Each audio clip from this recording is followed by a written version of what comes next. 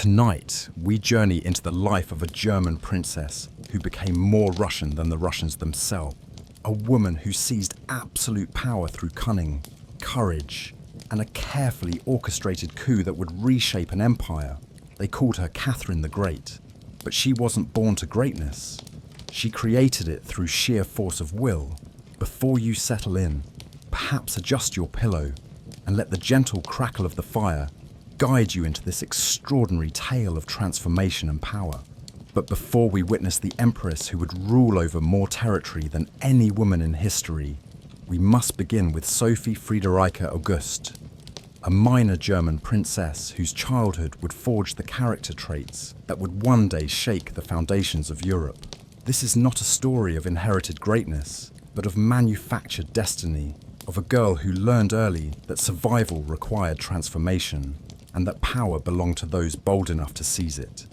May 2nd, 1729. Stettin, Prussia. In a modest palace overlooking the Baltic Sea, a daughter was born to Prince Christian August of Anhalt-Zerbst-Dornburg and Princess Johanna Elisabeth of Holstein-Gottorp. They named her Sophie Friederike August, unaware that this squalling infant would one day command an empire stretching from the Baltic to the Black Sea, from the Arctic Ocean to the Caspian. Sophie's birth occasioned little fanfare beyond the walls of her father's castle. The House of Anhalt-Zerbst was respectable but minor, possessing more titles than territory, more dignity than wealth. Her father, Christian August, was a career military officer in the Prussian service, competent, honourable, but entirely unremarkable. Her mother, Johanna, was the more ambitious of the pair, a woman who understood that in the intricate game of European politics, even minor nobles could achieve great things through the careful cultivation of the right connections. From her earliest years, Sophie displayed the intellectual curiosity and strong will that would define her character throughout her life. She was a precocious child who learned to read before her 4th birthday and showed an early fascination with maps, languages, and the stories of great rulers from history. While other noble children of her age played with dolls and toy soldiers, Sophie could often be found in her father's library, studying atlases and reading accounts of conquest and statecraft. Her education was comprehensive for a girl of her station, though it paled in comparison to what she would later provide for herself. She learned French, the language of European diplomacy, German literature, and the basics of history and geography. More importantly, she absorbed the lessons of court life through observation of her parents' careful navigation of the complex social and political relationships that defined existence among the German nobility. The court at Stettin was small and relatively informal, but it provided Sophie with her first education in the art of reading people, understanding motivations, and recognizing the subtle power dynamics that governed human relationships. She watched her mother cultivate relationships with more powerful nobles, observed her father's careful deference to his military superiors, and began to understand that success in their world required more than birthright. It demanded intelligence, patience, and the ability to present oneself as both useful and unthreatening to those with greater power. Sophie's childhood was comfortable but not luxurious. The family castle was well appointed, but modest by the standards of major European courts. Money was always a consideration, and Sophie grew up understanding that their family's resources were limited. This awareness of financial constraints would later influence her approach to governance, making her keenly conscious of the economic foundations that supported political power. The young princess showed an early aptitude for languages that would serve her well in her future role. In addition to her native German and the French that was essential for any educated European, she began learning basic Russian while still a child. A prescient decision that her mother encouraged, perhaps already envisioning possibilities that would not become apparent for several more years. But perhaps the most important aspect of Sophie's early education was her mother's instruction in the art of adaptation. Johanna understood that survival and advancement in the European aristocracy required the ability to become whatever circumstances demanded, to reinvent oneself as political situations changed, and to maintain core objectives while appearing to yield on lesser matters. These lessons in flexibility and strategic thinking would prove invaluable when Sophie faced the challenges of Russian court life. The Prussia of Sophie's childhood was a kingdom in transformation under Frederick the Great, a monarch who combined military prowess with intellectual sophistication and whose court attracted some of the leading figures of the European Enlightenment. Though Sophie's family moved in much smaller circles, the influence of Frederick's approach to rulership, pragmatic, rationalist, focused on results rather than tradition, permeated Prussian society and shaped the intellectual atmosphere in which she developed. Sophie's relationship with her parents was complex and would remain so throughout her life. She respected her father's integrity and military competence, but she was frustrated by his lack of ambition and his willingness to accept a subordinate position in the Prussian hierarchy. Her relationship with her mother was more complicated. Johanna was clearly the more dynamic and ambitious parent, but her schemes sometimes put the family at risk, and Sophie learned early to be cautious about her mother's judgment, while appreciating her energy and determination.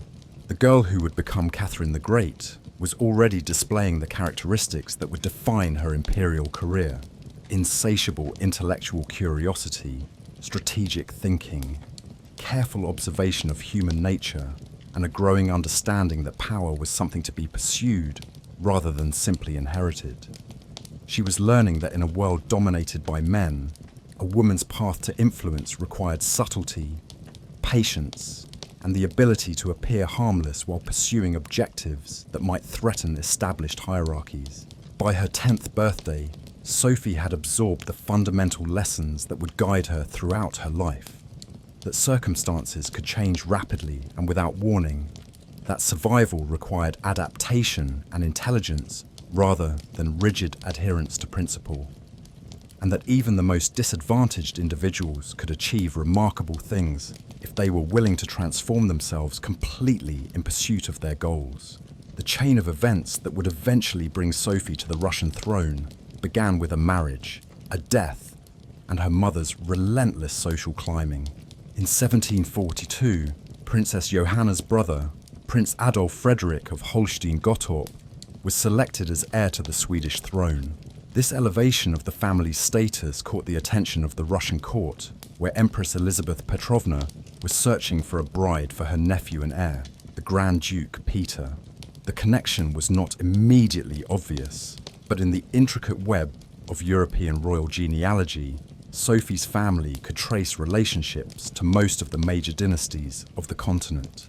More importantly, they were Protestant, German, and untainted by involvement in any of the complex political disputes that made most other potential brides diplomatically problematic for Russia's international position. Johanna recognized the opportunity immediately. The Russian Empire was vast, wealthy, and increasingly powerful under Elizabeth's rule.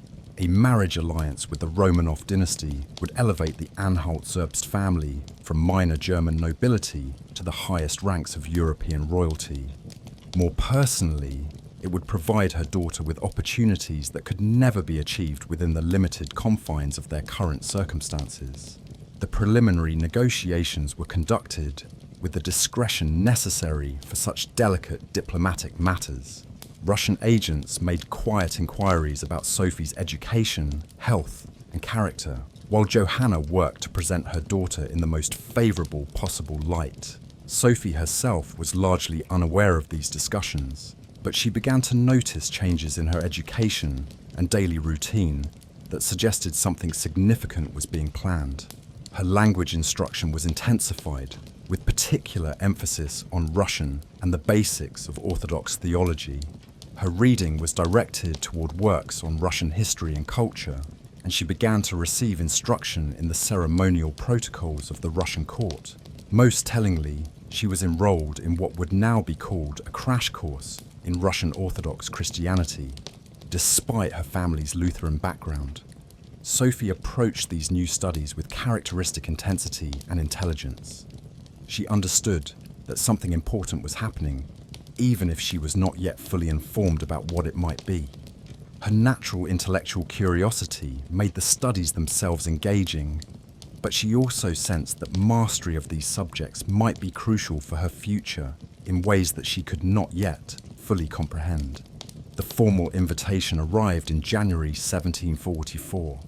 Empress Elizabeth requested that Princess Johanna bring her daughter to Russia for what was described as an extended visit, but which everyone understood to be an evaluation period that would determine whether Sophie was suitable to become the wife of the heir to the Russian throne. The invitation was both an enormous opportunity and a significant risk. If Sophie proved acceptable, the family's fortune would be made, but if she failed to meet expectations, they would return to Germany with their limitations exposed and their prospects dimmed. Sophie's reaction to the news was complex. At 14, she was old enough to understand the magnitude of what was being proposed, but young enough to be excited by the adventure rather than intimidated by the responsibilities. She had read enough history to know that royal marriages were political arrangements rather than romantic attachments, and she was intelligent enough to recognize that this opportunity might be her only chance to escape the constraints of her birth and achieve something truly significant. The preparations for the journey to Russia consumed the winter months of 1744. Sophie's wardrobe was expanded to meet the expectations of the Russian court. Her education was intensified to prepare her for the examinations she would certainly face. And her understanding of the political situation she would be entering was carefully developed through discussions with her mother and consultations with diplomats who had experience in St. Petersburg. But perhaps most importantly, Sophie began the psychological preparation that would prove crucial for her success in Russia. She understood that she would be entering a world completely different from anything she had previously experienced, where the customs, language, religion, and social expectations would all be foreign to her background.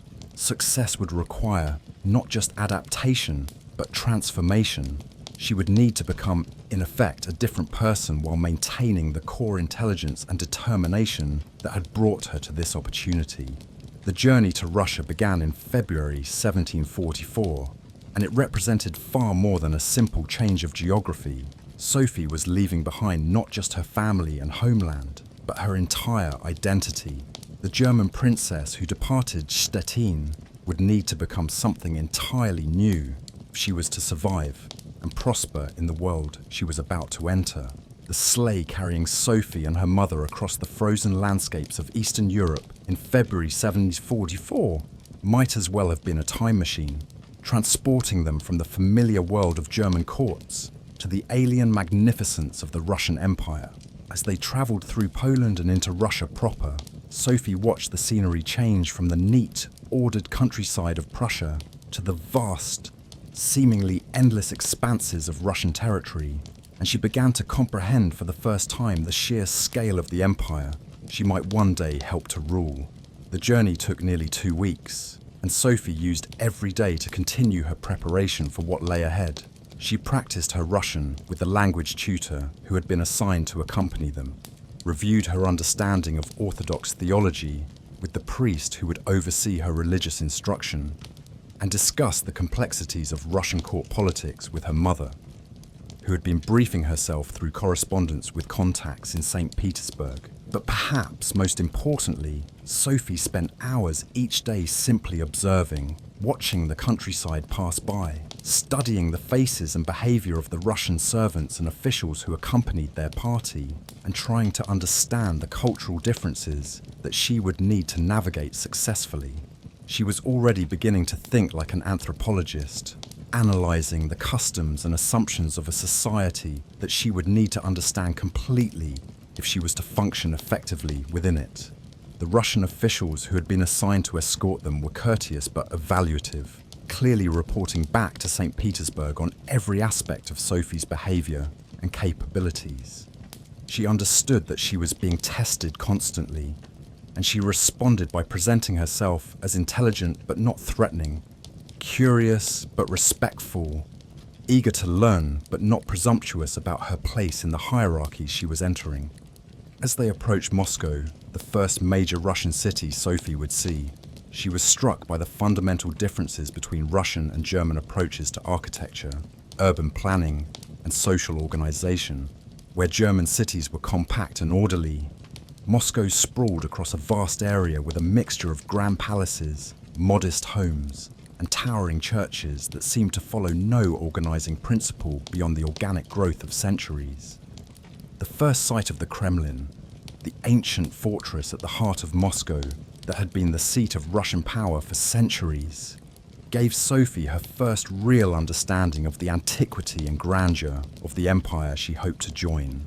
The massive walls, the golden domes of the cathedral, and the sheer scale of the complex dwarfed anything she had seen in her German homeland, and made clear that she was entering a world where power was measured on a completely different scale. But it was the people of Moscow who provided Sophie with her most important education during the brief stop there. She observed the interactions between nobles and servants, the deference shown to religious authorities, and the complex mix of European sophistication and distinctly Russian traditions that characterized the city's elite society. She was beginning to understand that Russian culture was not simply a variant of European civilization, but something unique that had developed according to its own internal logic. The final stage of the journey, from Moscow to St. Petersburg, was both the most physically demanding and the most psychologically significant. St. Petersburg was Peter the Great's window to Europe, built on swampland at enormous cost in human life to serve as Russia's new capital and symbol of its transformation into a European power.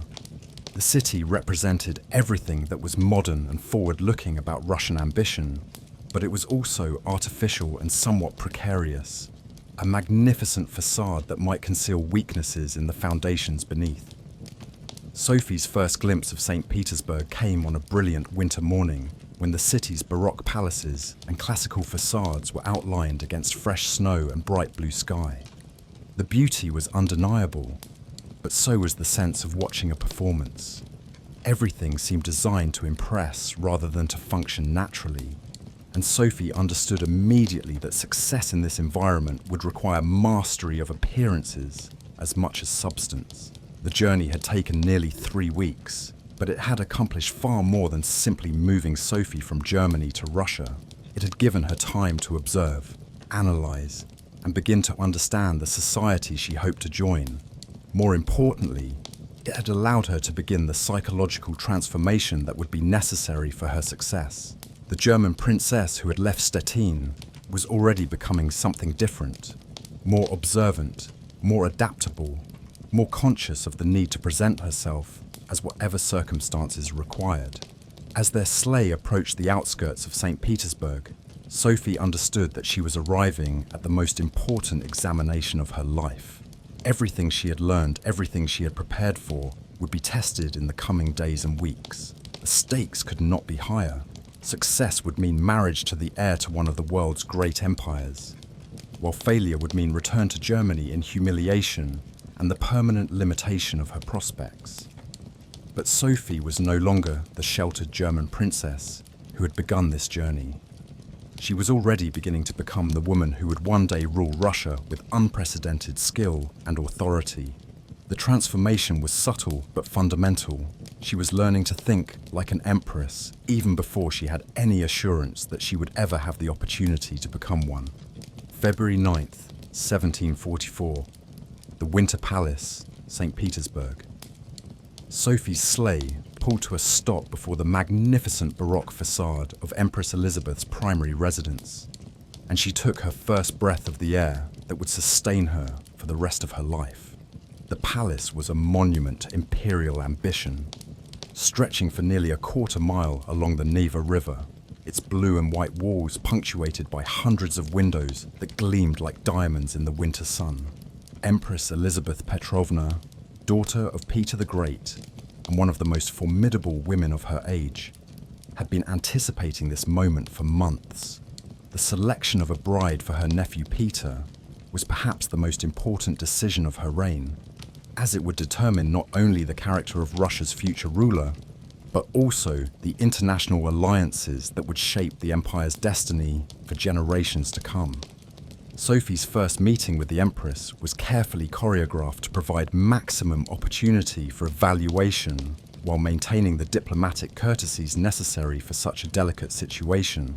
Elizabeth received her young visitor in the throne room, surrounded by the full panoply of imperial magnificence designed to impress and slightly intimidate anyone who came before the Russian monarch. But Sophie was ready. Her weeks of preparation had given her not only the language skills and cultural knowledge she would need, but also the psychological resilience necessary to function effectively under intense scrutiny. She curtsied with perfect grace, spoke her carefully prepared Russian phrases with confidence, and demonstrated exactly the right combination of respect for imperial authority and personal dignity that Elizabeth was hoping to see. The Empress was favourably impressed from the first moment.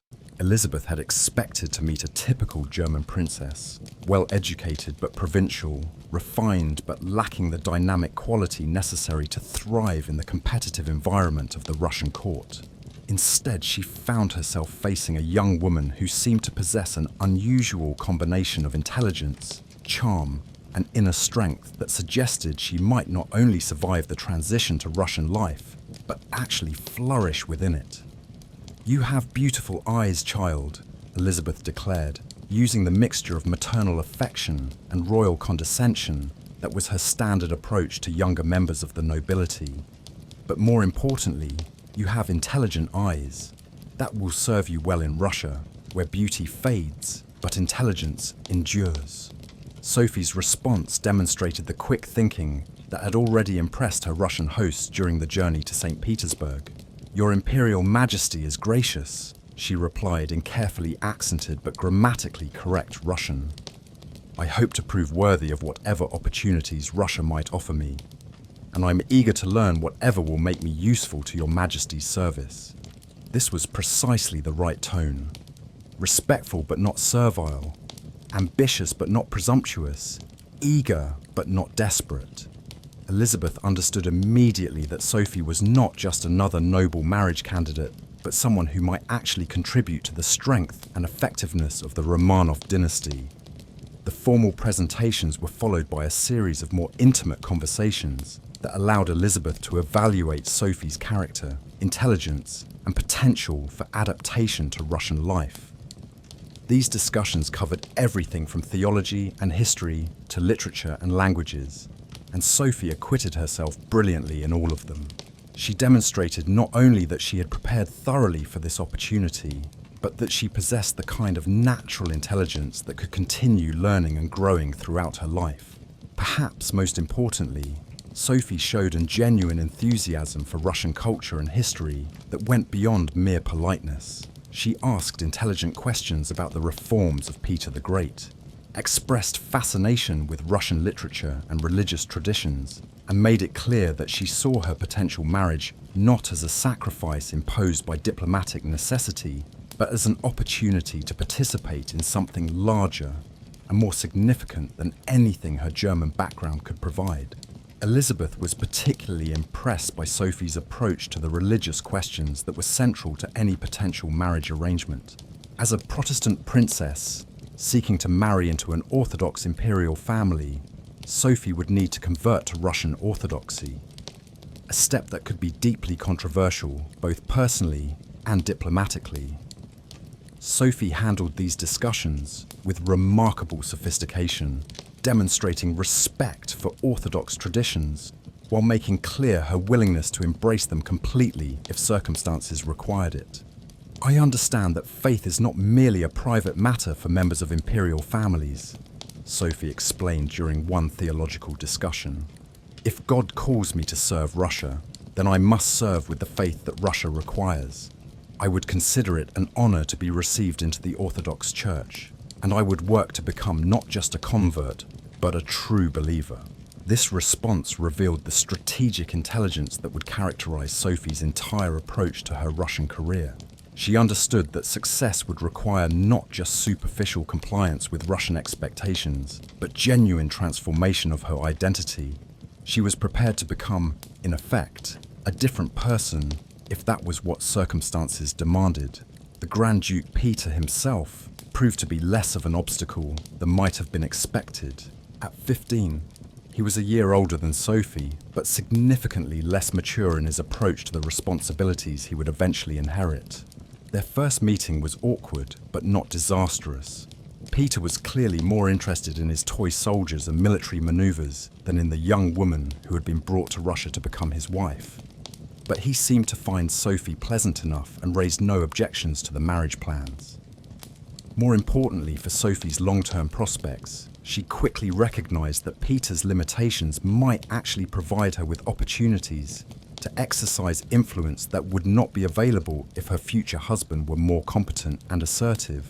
She understood immediately that a successful marriage to Peter would require her to compensate for his weaknesses while appearing to defer to his authority.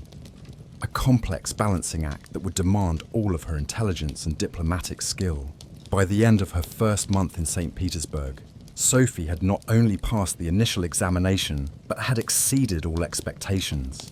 Empress Elizabeth was convinced that she had found the perfect bride for her nephew, someone who could provide the dynasty with both the international connections it needed and the personal qualities that would strengthen rather than weaken the imperial family's effectiveness. The formal betrothal was announced in April 1744, but by that time the outcome had been clear for weeks. Sophie had demonstrated that she possessed the intelligence, adaptability, and strength of character necessary to become not just a Russian Grand Duchess, but potentially a formidable imperial leader in her own right. The German princess was already well on her way to becoming Catherine, and from Catherine to Catherine the Great was a transformation that seemed not only possible, but probable. The decision to convert from Lutheranism to Russian Orthodoxy was perhaps the most psychologically complex challenge Sophie faced during her first year in Russia. Religious conversion in the 18th century was not merely a change of doctrinal belief, but a fundamental alteration of identity, involving not just theological questions, but cultural, social, and political loyalties that could affect every aspect of an individual's life. Sophie approached her conversion with the same systematic intelligence she brought to every other aspect of her adaptation to Russian life. She understood that the sincerity of her conversion would be scrutinized carefully, both by those who hoped for her success and by those who looked for reasons to question her commitment to her new homeland. She therefore threw herself into the study of Orthodox theology with an intensity that impressed even her most skeptical observers. Her religious instructor was Archimandrite Simon Todorsky, one of the most learned theologians in the Russian Church, and a man specifically chosen by Empress Elizabeth to ensure that Sophie's conversion would be thorough and genuine rather than merely ceremonial. Todorsky was initially skeptical about the depth of commitment that a 14-year-old foreign princess might bring to such complex theological questions, but he quickly discovered that Sophie was an exceptionally serious and capable student. She asked questions that would challenge seminary students, Todorsky reported to Elizabeth after several weeks of instruction. Her understanding of doctrine is developing rapidly, but more importantly, she seems genuinely interested in the spiritual dimensions of orthodoxy, rather than simply memorizing the responses necessary to pass examination. Sophie's approach to her religious studies revealed the same strategic thinking that characterized her approach to every other aspect of her Russian education. She understood that mastery of Orthodox theology was not an end in itself, but a means of demonstrating her commitment to complete integration into Russian society. She therefore studied not just the doctrinal differences between Lutheranism and Orthodoxy, but the historical and cultural context that had shaped Russian religious development. She was particularly fascinated by the Byzantine heritage of Russian Christianity and the ways in which Orthodox theology had been adapted to serve the needs of an imperial autocracy. This understanding would prove crucial to her later success as empress, as it gave her insight into the relationship between religious authority and political power that was fundamental to the Russian system of government.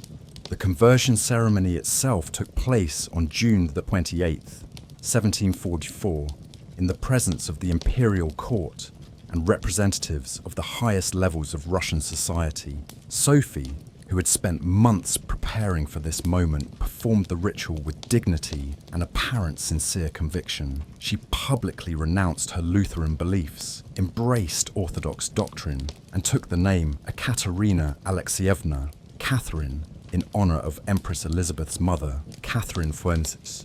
The choice of name was symbolically significant, as it connected the new convert not only to the reigning dynasty, but to the tradition of powerful women who had shaped Russian history. Catherine Fuentes had been Peter the Great's wife and successor, and her example provided a precedent for female rule that would eventually prove crucial to Catherine's own imperial ambitions. But beyond the public ceremony, Sophie's conversion involved a more personal and psychologically complex process of transformation. She was not simply changing her religious affiliation, but reconstructing her entire identity around Russian rather than German cultural foundations. This required not just intellectual acceptance of Orthodox doctrine, but emotional and spiritual adaptation to a completely different way of understanding the relationship between individual faith and collective identity. Letters that Sophie wrote to her father during this period reveal the thoughtfulness with which she approached these challenges. "I do not feel that I'm abandoning the faith of my childhood," she explained, "but rather that I am expanding it to embrace truths that I had not previously encountered. Orthodox Christianity is not a rejection of what I learned in Germany, but a fulfillment of it within the context of Russian spiritual tradition." This interpretation of her conversion as expansion rather than abandonment would prove psychologically important for Sophie's long-term adaptation to Russian life. It allowed her to maintain continuity with her past while embracing the changes necessary for her future, and it provided a framework for understanding her transformation as growth rather than betrayal. The Russian court's reaction to Sophie's conversion was overwhelmingly positive. Empress Elizabeth was delighted by the young woman's apparent sincere embrace of Orthodox faith, while the broader nobility appreciated her obvious efforts to become genuinely Russian, rather than remaining a foreign princess who happened to live in St. Petersburg. Even critics who had initially questioned the wisdom of bringing a German bride for the heir to the Russian throne were forced to acknowledge that Sophie seemed genuinely committed to her new identity. Perhaps most importantly, Sophie's conversion established her credibility as someone who could be trusted with the deepest secrets and most sensitive responsibilities of Russian governance. Religious orthodoxy was not merely a personal matter for members of the imperial family, but a prerequisite for participation in the sacred aspects of autocratic rule. By demonstrating her commitment to Orthodox faith, Sophie was positioning herself not just as Peter's future wife, but as a potential participant in the mystical dimensions of imperial authority.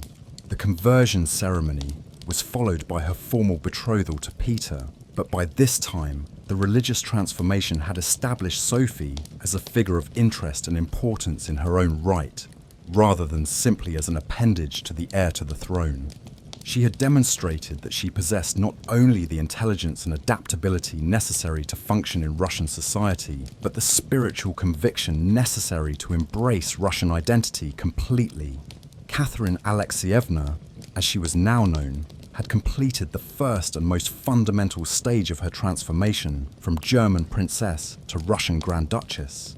The psychological and spiritual foundations had been laid for everything that would follow, including the ultimate transformation that would make her one of the most formidable rulers in European history. The period between Catherine's conversion in 1744 and her marriage to Peter in 1745 was perhaps the most precarious of her entire Russian career. She was no longer a visiting German princess, but not yet a member of the imperial family, existing in a liminal state that made her position both visible and vulnerable. Every action was scrutinized for evidence of her commitment to her new identity, while any misstep could result in the termination of her engagement and her return to Germany in disgrace. Catherine understood the delicacy of her situation and responded with the careful intelligence that was becoming her trademark. She threw herself into the study of Russian history, literature, and court protocol with an intensity that impressed even those who had initially been skeptical about her commitment to her new homeland. She spent hours each day with language tutors, working to eliminate the last traces of German accent from her Russian, and to master the subtle variations in tone and vocabulary that distinguished court speech from ordinary conversation.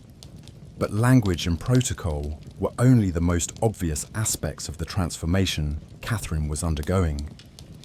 More challenging was the psychological adaptation required to function effectively within the complex web of relationships, loyalties, and rivalries that characterized life at the Russian court.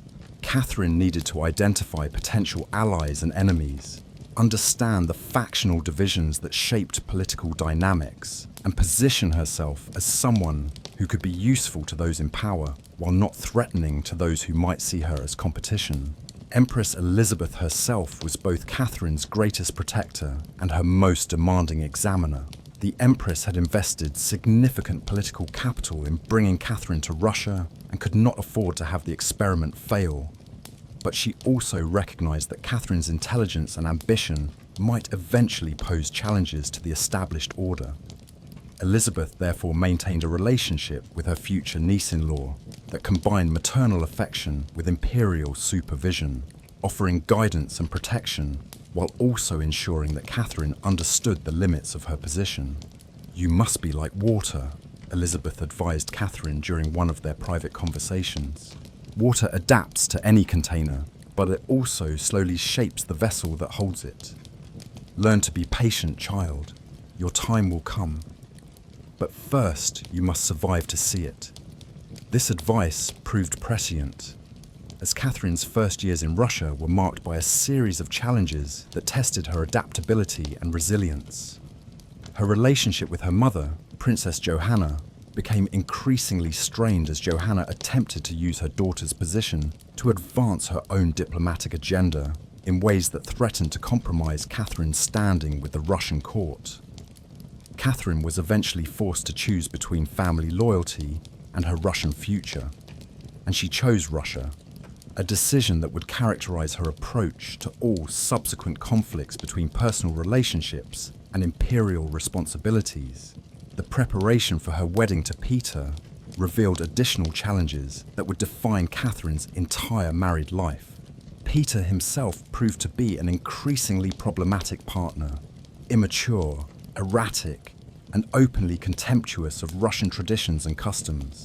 Where Catherine had embraced Russian culture with enthusiasm, Peter remained defiantly German in his sympathies and made no effort to hide his preference for Prussian military practices and Holstein political interests over Russian priorities.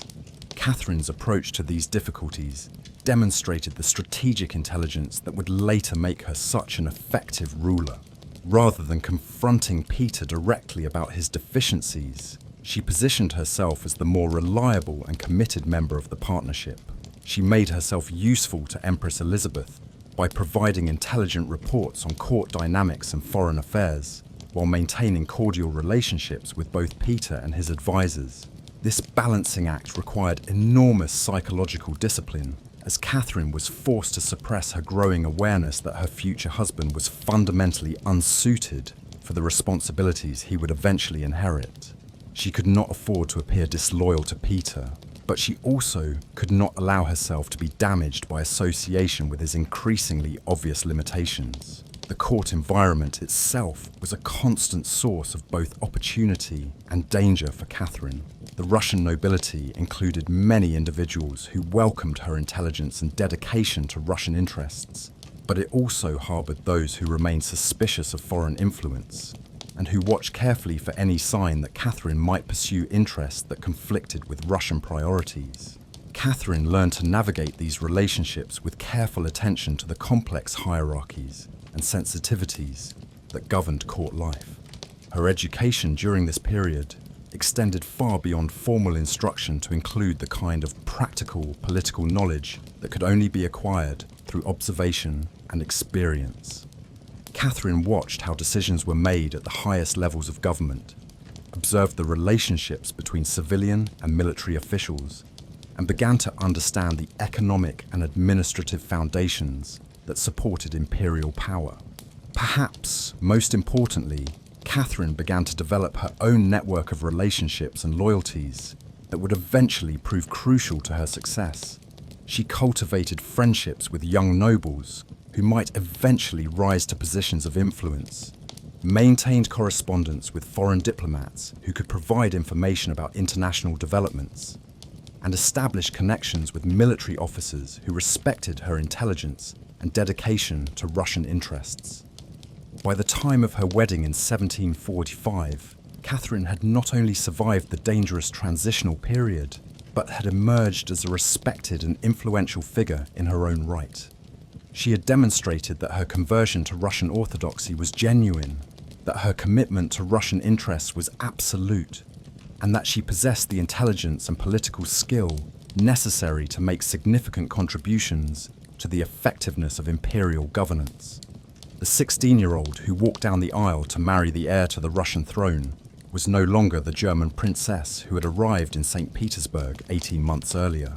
She had been transformed into something new and formidable, a woman who understood power, how to acquire it, how to use it, and how to keep it. The foundation had been laid for everything that would follow, including the coup that would make her one of the most powerful rulers in world history. August 21st, 1745. The Cathedral of the Assumption in Moscow, before an assembly that included representatives of every noble family in Russia and ambassadors from across Europe. 16-year-old Catherine walked down the aisle toward a marriage that would define the rest of her life. The ceremony was magnificent. Cloth of gold, precious jewels, and religious rituals that connected this moment to centuries of Russian imperial tradition. But beneath the splendor lay the reality that this was a political arrangement that would bring Catherine little personal happiness and enormous professional challenge. Grand Duke Peter, now 17, stood at the altar, looking uncomfortable in his formal robes and clearly eager for the ceremony to be completed so he could return to his military exercises and toy soldiers. Catherine, resplendent in a silver gown that had required the efforts of dozens of seamstresses over several months, approached her wedding with the same strategic mindset she brought to every other aspect of her Russian career. This was not about love or personal fulfillment, but about positioning herself for whatever opportunities the future might provide. The wedding night established the pattern that would characterize their marriage for the next 17 years. Peter showed no interest in his new wife as a woman, and no understanding of the responsibilities that marriage to the heir to the Russian throne entailed. He spent the evening playing with toy soldiers and discussing military tactics with his Holstein advisors, leaving Catherine to contemplate her situation with growing awareness that she would need to create her own sources of satisfaction and influence within the marriage. The absence of physical intimacy in their marriage was not merely a personal disappointment for Catherine, but a political crisis that threatened her position within the imperial family. The primary purpose of her marriage was to produce an heir to the Russian throne, and her failure to become pregnant during the first years of marriage inevitably led to speculation about her fertility and questions about whether she was fulfilling her obligations to the dynasty. Catherine's response to these challenges revealed the psychological resilience and strategic intelligence that would characterize her entire career. Rather than allowing herself to be defeated by Peter's indifference, she used her freedom from the constraints of an intimate relationship to pursue other interests and relationships that would serve her long-term objectives. She threw herself into the study of philosophy, history, and political theory with unprecedented intensity, transforming herself into one of the most educated women of her age. Her reading during this period was comprehensive and systematic. She studied the classical texts of political philosophy, Plato, Aristotle, Cicero, as well as the modern works of Enlightenment thinkers like Montesquieu, Voltaire, and Diderot. She read extensively in Russian history and literature, deepening her understanding of the cultural and political traditions that had shaped the empire she hoped to influence.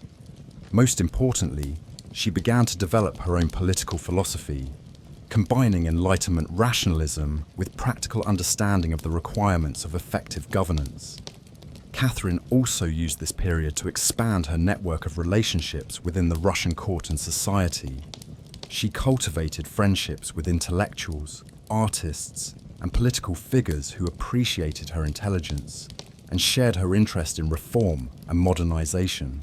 These relationships would eventually prove crucial to her success, as they provided her with both the ideological foundation and the practical support necessary to implement her vision of enlightened government. Her relationship with Empress Elizabeth remained complex, but generally positive throughout this period. Elizabeth appreciated Catherine's intelligence and dedication to Russian interests, but she was also frustrated by the failure of Catherine's marriage to produce an heir. The Empress understood that the problem lay with Peter rather than Catherine, but the political reality remained that the dynasty needed a new generation to ensure its continuation. The pressure to produce an heir eventually led to one of the most carefully orchestrated deceptions in royal history. By 1752, 7 years into their marriage, it had become clear to the imperial court that Peter was either unwilling or unable to consummate his relationship with Catherine. Empress Elizabeth, desperate to ensure the continuation of the Romanov dynasty, began to encourage Catherine to seek other means of becoming pregnant, a suggestion that was both shocking and liberating for a young woman who had spent years in a loveless and unfulfilling marriage. Catherine's first serious romantic relationship was with Sergei Saltykov, a handsome young courtier who possessed the charm and sophistication that Peter completely lacked. Their affair was conducted with the discretion necessary to protect Catherine's reputation while providing her with the emotional and physical intimacy that had been absent from her marriage. More importantly, the relationship resulted in Catherine's pregnancy and the birth of her son Paul in 1754. The birth of Paul resolved the immediate crisis facing the imperial succession, but it also created new complications for Catherine's position. While everyone at court understood that Peter was unlikely to be the child's biological father, the fiction of legitimacy had to be maintained for political reasons. Catherine found herself in the peculiar position of being celebrated for fulfilling her dynastic obligations, while knowing that her success had required what amounted to adultery sanctioned by the state.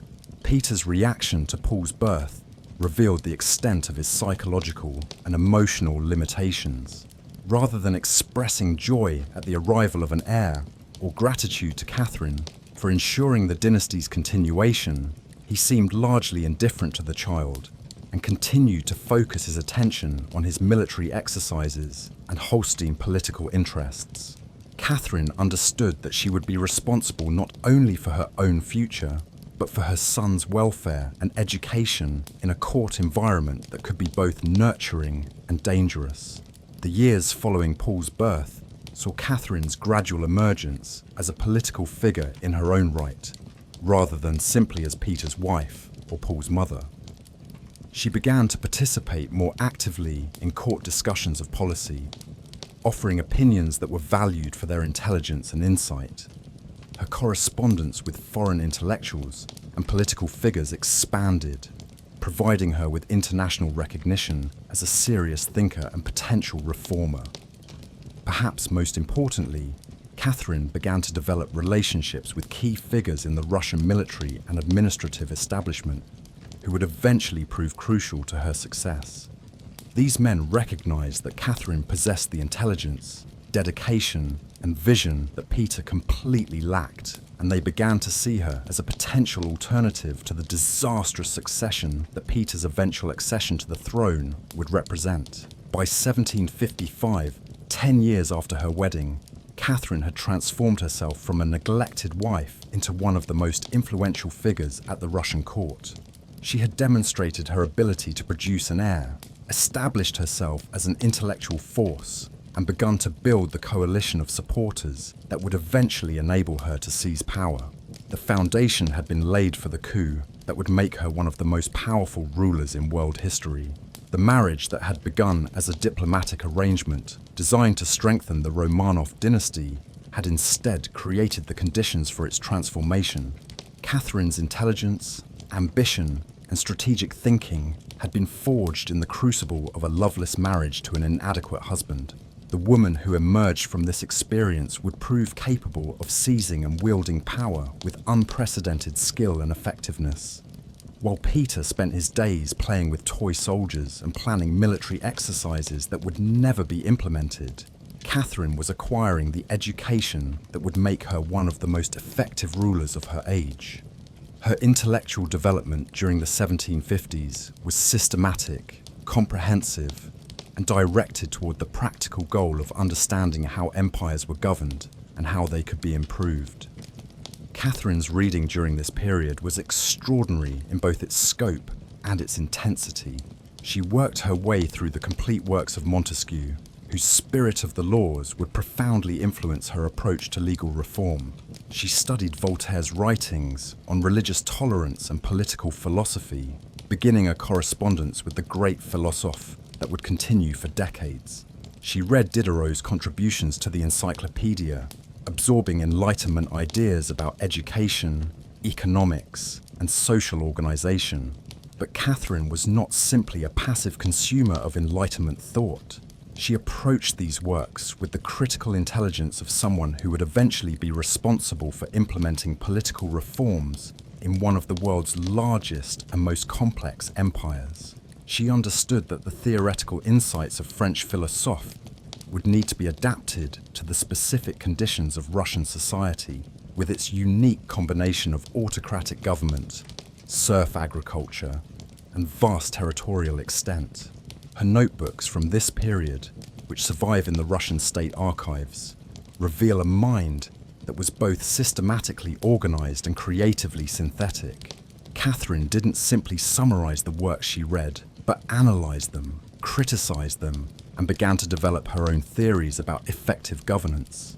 She was particularly interested in the relationship between law and liberty, the role of education in social improvement, and the economic foundations that supported political stability.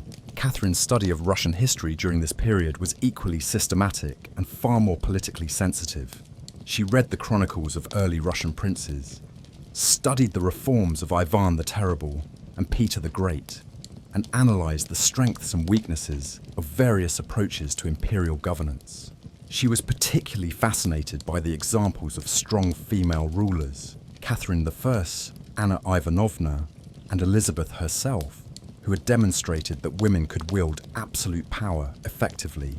Perhaps most importantly, Catherine began to develop practical knowledge of Russian administration through careful observation of how decisions were made and implemented at the highest levels of government.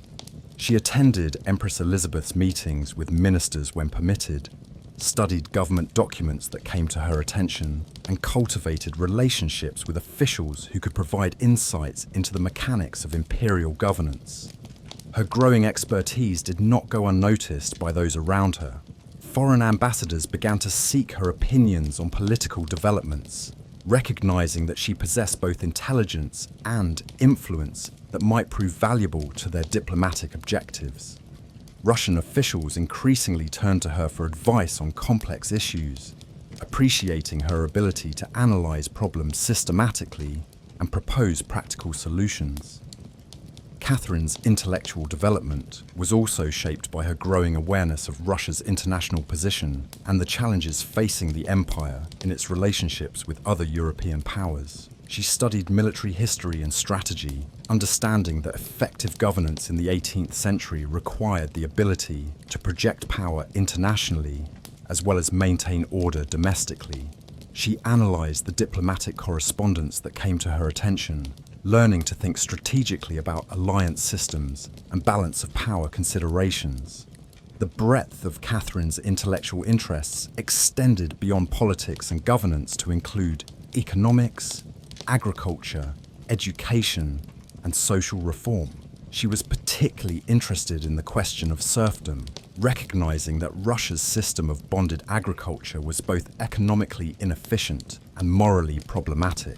Her early writings on this subject reveal someone who understood the complexity of social change and the difficulties involved in reforming institutions that were fundamental to the existing social order. By the late 1750s, Catherine had become one of the most knowledgeable and thoughtful political figures in Russia. Her intelligence was recognized not only by members of the Russian court, but by foreign intellectuals who corresponded with her and diplomats who reported on her capabilities to their home governments.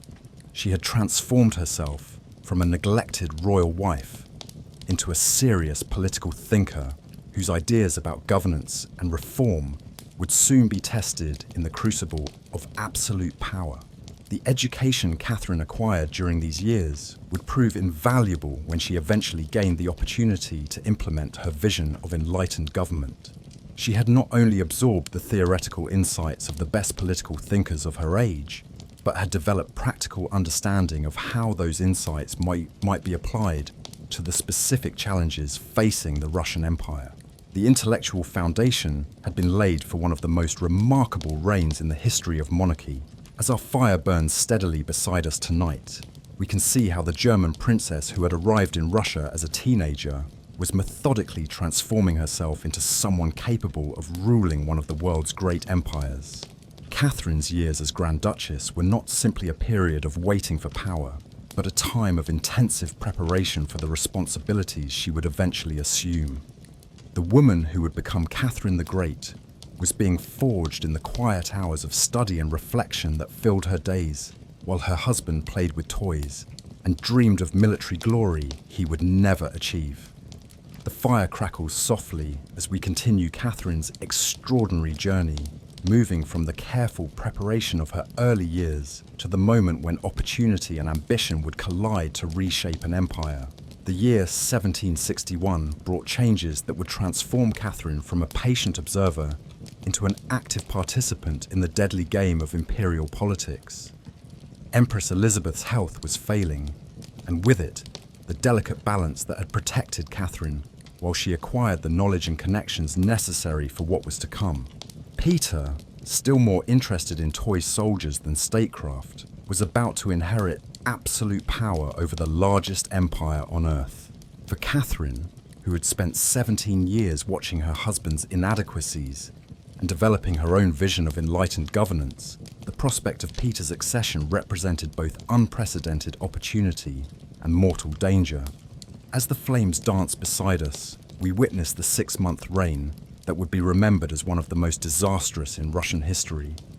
A period when Peter III's incompetence and contempt for Russian traditions would create the perfect conditions for the coup that would make Catherine the Great one of the most powerful rulers who ever lived. December 25th, 1761, Christmas Day.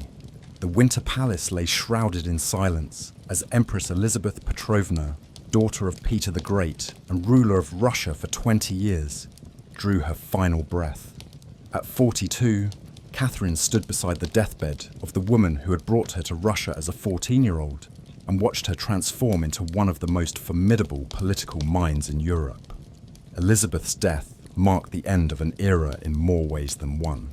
She had been the last ruler to combine the grandeur and absolute authority of traditional Russian autocracy with the intellectual sophistication and cultural refinement that characterized the European Enlightenment. Under her reign, Russia had emerged as a major European power, defeating Frederick the Great in the 7 Years' War and establishing itself as a force that no European alliance could ignore.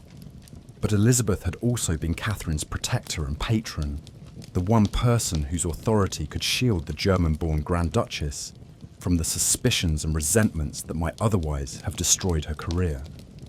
With Elizabeth's death, Catherine found herself in a profoundly altered political landscape, where her survival would depend entirely on her own intelligence, alliances, and willingness to take risks that might previously have seemed unthinkable. Peter's reaction to his aunt's death revealed the psychological and emotional immaturity that would characterize his brief reign. Rather than showing appropriate grief for the woman who had raised him and prepared him for the throne, Peter seemed primarily excited about finally gaining the power to implement the military and political changes he had been planning for years. His first acts as emperor suggested that he understood neither the responsibilities of his position nor the delicate political balance that had maintained Russian stability under Elizabeth's rule. Catherine watched these developments with the calculating intelligence that had sustained her through nearly 2 decades at the Russian court. She understood that Peter's accession created both opportunities and dangers that would require careful navigation. His obvious incompetence might provide her with chances to exercise influence that had been impossible while Elizabeth lived, but his authority as emperor also meant that any conflict between them could result in her exile, imprisonment, or death. The funeral ceremonies for Elizabeth extended over several weeks, and provided Catherine with her first opportunity to observe how Peter would handle the symbolic and ceremonial aspects of imperial authority. His performance was disastrous from the beginning. He showed visible impatience during religious services, made inappropriate comments about Russian Orthodox traditions, and generally conducted himself in ways that suggested contempt for the very foundations of his own authority. More ominously, Peter began immediately to surround himself with Holstein advisors and German military officers whose loyalty was to him personally rather than to the Russian Empire. Catherine recognized that this represented a fundamental misunderstanding of how imperial authority functioned. A ruler who relied primarily on foreign supporters rather than domestic institutions was vulnerable to challenge from those who could claim to represent authentic national interests. Catherine's own behaviour during the transition period was a masterpiece of strategic positioning. She demonstrated appropriate grief for Elizabeth's death, proper deference to Peter's new authority, and careful respect for Russian traditions and customs. More importantly, she began to cultivate relationships with Russian officials and military officers who were concerned about the direction of Peter's policies, but who had not yet concluded that dramatic action might be necessary. The new emperor's first major policy decisions confirmed Catherine's worst fears about his fitness for rule. Peter announced his intention to withdraw Russia from the 7 Years' War, despite the fact that Russian forces were on the verge of total victory over Frederick the Great. This decision was not only strategically disastrous, but was seen by the Russian military as a betrayal of the soldiers who had died to achieve Russia's dominant position in European affairs. Even more damaging was Peter's obvious intention to restructure the Russian military along Prussian lines, with German officers in positions of command and Holstein interests taking precedence over Russian strategic objectives. For an officer corps that had just demonstrated its superiority over the supposedly invincible Prussian army, these policies represented both a professional insult and a threat to their career prospects. Catherine watched these developments with growing alarm and equally growing recognition that Peter's reign might provide her with opportunities that would never arise under a more competent ruler. She began to position herself as the alternative to Peter's disastrous leadership, not through open opposition, which would have been treasonous, but through careful cultivation of relationships with those who shared her concerns about the empire's direction. Peter III's reign lasted exactly 6 months, but it was time enough to demonstrate that he possessed perhaps the most spectacularly poor political judgment of any ruler in Russian history. Every major decision he made seemed designed to alienate a different constituency that was essential to the stability of his government, creating a coalition of opposition that would ultimately prove irresistible. His first and most disastrous decision was the immediate peace with Prussia, that not only ended Russia's participation in the 7 Years' War, but actually reversed Russian alliances to support Frederick the Great against Russia's former allies. This policy was incomprehensible to virtually every segment of Russian society, from military officers who had spent years fighting Prussia to nobles who had invested heavily in the war effort to ordinary citizens who had celebrated recent victories over Russian enemies. Peter's justification for this policy revealed the extent to which his thinking was dominated by personal admiration for Frederick, rather than consideration of Russian interests. He genuinely believed that Frederick's military genius and Prussian administrative efficiency represented models that Russia should emulate, regardless of the political costs of abandoning successful policies that had established Russia as the dominant power in European affairs. Catherine understood immediately that Peter's pro-Prussian policies provided her with a powerful weapon that could be used to build opposition to his rule. She began to position herself as the defender of Russian interests against foreign influence, carefully emphasizing her own commitment to the military victories and international prestige that Peter was casually discarding.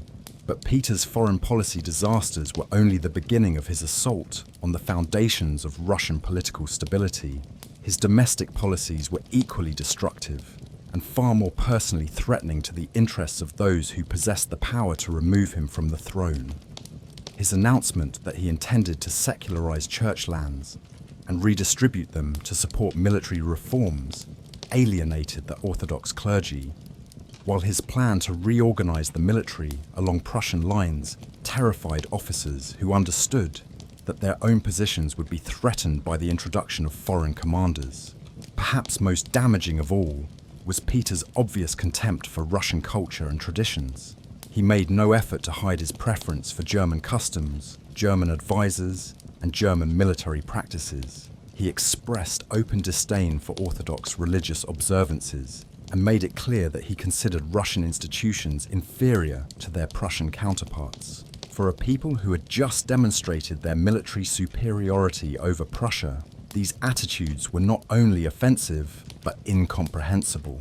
Catherine's response to Peter's cultural chauvinism was to emphasize her own deep commitment to Russian traditions and interests.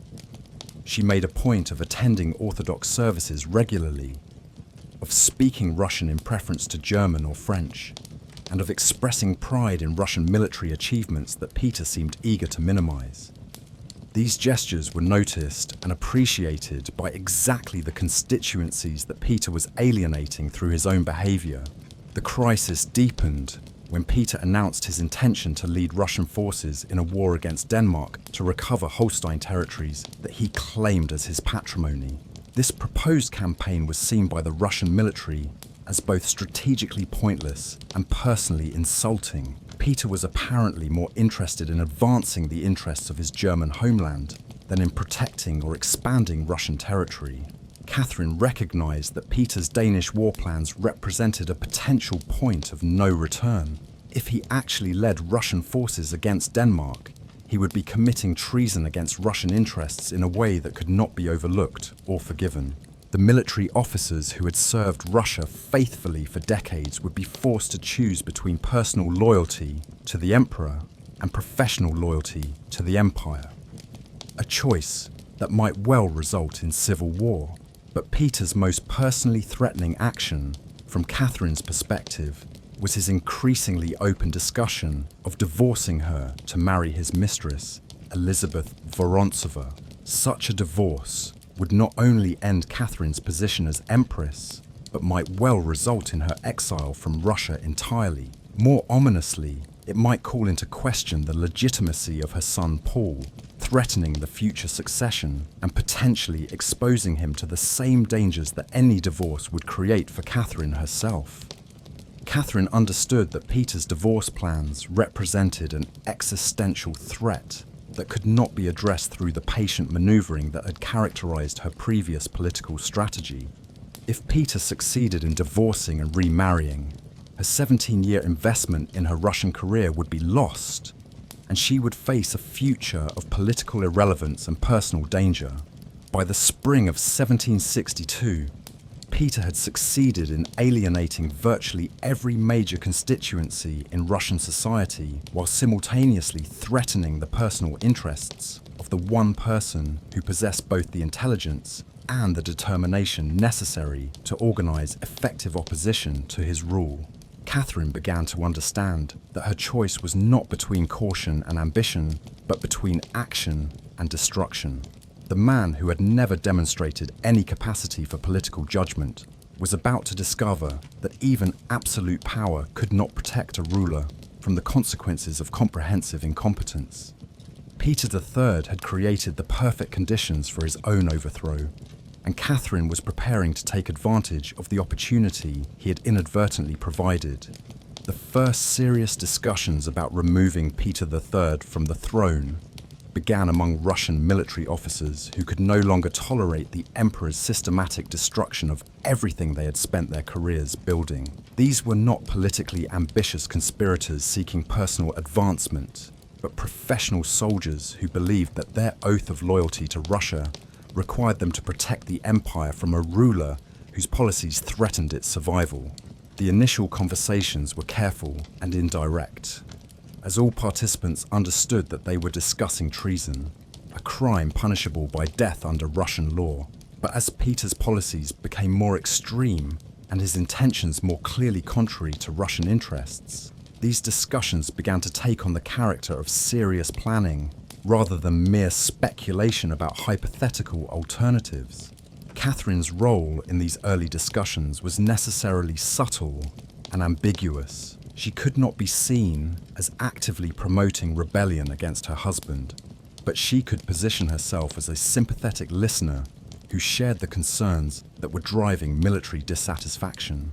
Her reputation for intelligence and judgment made her a natural focal point for those who were beginning to believe that dramatic action might be necessary. The key figure in organizing military opposition to Peter was Grigory Orlov, an artillery officer who had distinguished himself in the 7 Years' War and who possessed both the personal courage and the political connections necessary to coordinate resistance among different branches of the Russian military. Orlov's relationship with Catherine had begun as a romantic liaison, but it quickly evolved into a political partnership based on shared understanding that Peter's continuation as emperor posed intolerable risks to Russian security and prosperity. Orlov's approach to conspiracy was methodical and professional, reflecting his military background and his understanding that success would require careful planning and broad support, rather than dramatic gestures by a small group of conspirators. He began by identifying officers in key positions who shared his concerns about Peter's policies, testing their willingness to consider alternatives, and gradually building a network of potential supporters who could be mobilized when the moment for action arrived. The conspiracy gained momentum when Peter announced his intention to lead Russian forces against Denmark in support of his Holstein claims. This decision was seen by virtually the entire officer corps as conclusive evidence that Peter placed personal interests above imperial responsibilities, and that he could not be trusted to make decisions that reflected Russian rather than German priorities. Catherine's involvement in the conspiracy required extraordinary diplomatic skill, as she needed to encourage military opposition to Peter while maintaining the appearance of loyalty that would protect her from charges of treason if the plot was discovered. She achieved this balance by focusing on her role as protector of Russian interests and traditions, rather than as an active opponent of her husband's authority. Her position was strengthened by the birth of her daughter Anna in April 1762, fathered by Grigory Orlov. While this development created additional scandal around Catherine's personal conduct, it also demonstrated her continued capacity to produce heirs and reinforced her image as someone whose future was inextricably connected to Russia's destiny rather than to temporary political arrangements. The conspiracy gained critical support when Orlov succeeded in recruiting his brothers, Alexei and Fyodor, who held important positions in the Imperial Guard regiments that protected the capital. The Guard units were politically crucial because they had the physical capability to control St. Petersburg, and because their loyalty to the throne was based on institutional traditions rather than personal devotion to any individual emperor. By early summer 1762, the conspiracy had evolved from informal discussions among concerned officers into a serious plan for removing Peter from the throne and installing Catherine as empress. The conspirators understood that success would require not only military action, but also political legitimacy that could only be provided by someone with a credible claim to imperial authority. Catherine's credentials for this role were stronger than any alternative that might have been available. She was the mother of the heir to the throne, She had demonstrated unwavering commitment to Russian interests and traditions, and she possessed the intelligence and education necessary to govern effectively. Perhaps most importantly, she had spent 18 years building relationships and establishing her reputation as someone who could be trusted to pursue policies that would strengthen rather than weaken the Russian Empire. The final planning for the coup took place during the summer of 1762, as Peter prepared for his Danish campaign, and Catherine positioned herself for what would be either the greatest triumph or the final disaster of her career. The conspiracy had grown to include representatives of the military, the nobility, and the Orthodox clergy, a coalition broad enough to provide both the force and the legitimacy necessary for successful revolution. The conspirators understood that they would have only one chance to succeed, and that failure would result not only in their own execution, but in the permanent strengthening of Peter's position and the elimination of any future opportunity for reform. Everything depended on timing, coordination, and Catherine's ability to transform herself from German princess to Russian empress in a matter of hours. June 1762 brought the final crisis that would determine whether Peter III would continue as emperor or whether Catherine would seize the throne in the most elegantly executed coup in Russian history. The precipitating event was Peter's decision to arrest several military officers whom he suspected of disloyalty, including some who were connected to the conspiracy that was already well advanced in its planning.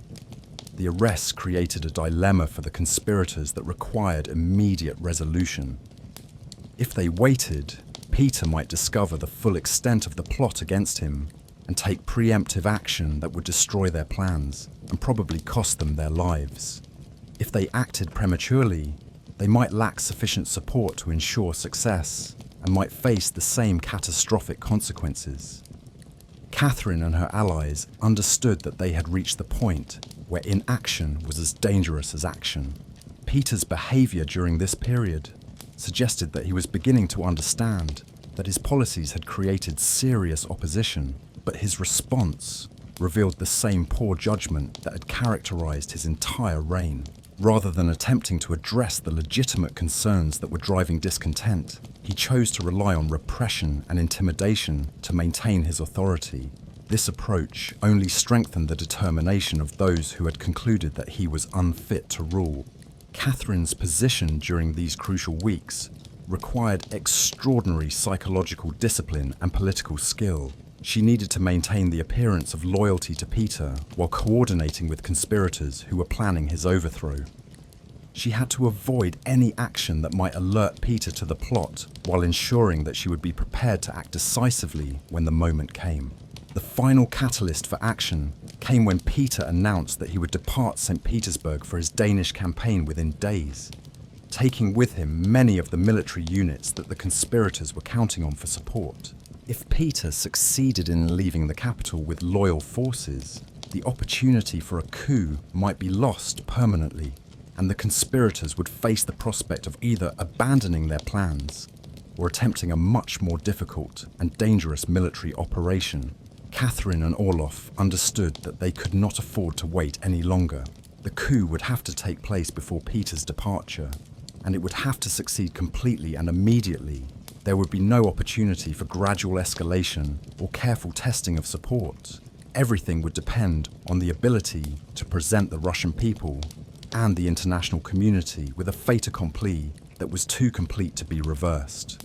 The decision to proceed was made in a series of urgent meetings during the first week of July 1762.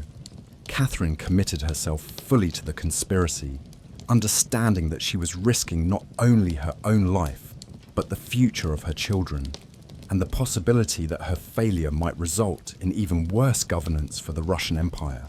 She was crossing a line from which there could be no retreat. The psychological transformation that Catherine underwent during these final preparations was as remarkable as any aspect of her career to that point.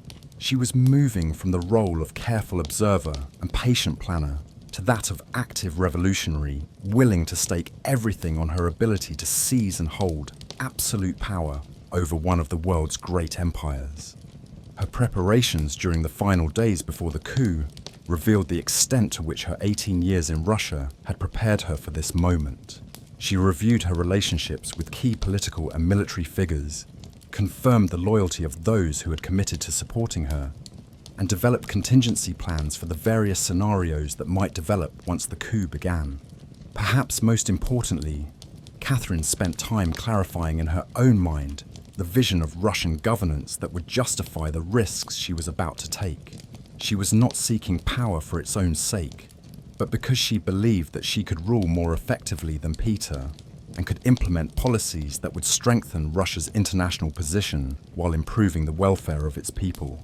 The woman who had arrived in Russia as a 14-year-old seeking marriage to her heir to the throne was about to attempt something unprecedented in Russian history, the overthrow of a reigning emperor by his own wife, justified not by their dynastic claims, but by superior competence and commitment to the empire's interests. Catherine was preparing to become not just an empress, but a revolutionary who would transform the very nature of imperial authority in Russia.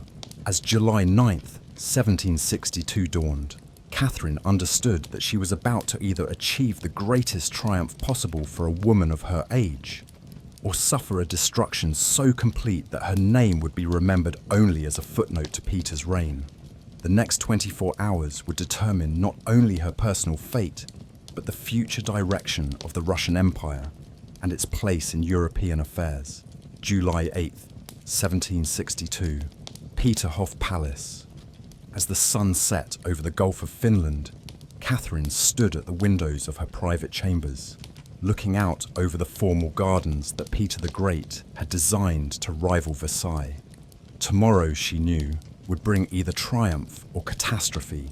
The conspiracy she had helped to organize was ready to move, and there could be no further delay. Peter was at Oranienbaum, his nearby palace, making final preparations for the Danish campaign that would remove him from St. Petersburg and provide the conspirators with their opportunity. He remained oblivious to the extent of the opposition that had formed against him, confident in his imperial authority, and convinced that any discontent could be managed through the application of force. Catherine spent her final evening before the coup in careful preparation for what lay ahead. She reviewed the letters that would be distributed to announce her accession to the throne, confirmed the arrangements that had been made for securing key points in the capital, and mentally rehearsed the proclamations she would make to justify her actions to the Russian people and to foreign governments. The psychological state Catherine had achieved on this crucial evening represented the culmination of nearly 2 decades of development and preparation. She was no longer the uncertain German princess who had arrived in Russia seeking acceptance and survival. She had become a master of political calculation, capable of analyzing complex situations, identifying opportunities, and acting decisively when circumstances required it. Her correspondence from this period, which survives in the Russian state archives, reveals someone who understood exactly what she was attempting and what it would mean if she succeeded. She was not simply seeking to replace one ruler with another, but to establish an entirely new basis for imperial authority based on competence, commitment to Russian interests, and implementation of enlightened policies of governance. The final participants in the conspiracy gathered at various locations around St. Petersburg during the evening of July 8th, each understanding that they were about to participate in an event that would either reshape Russian history or result in their own execution for treason. The mood was tense, but determined. These were individuals who had concluded that the risks of action were acceptable compared to the certainty of disaster if Peter's policies continued. Grigory Orlov spent the evening visiting key military units to ensure that the officers and soldiers who had committed to supporting Catherine understood their roles and were prepared to act quickly and decisively when the signal was given. The success of the entire operation would depend on the ability to present a united front that would discourage any resistance from forces that remained loyal to Peter.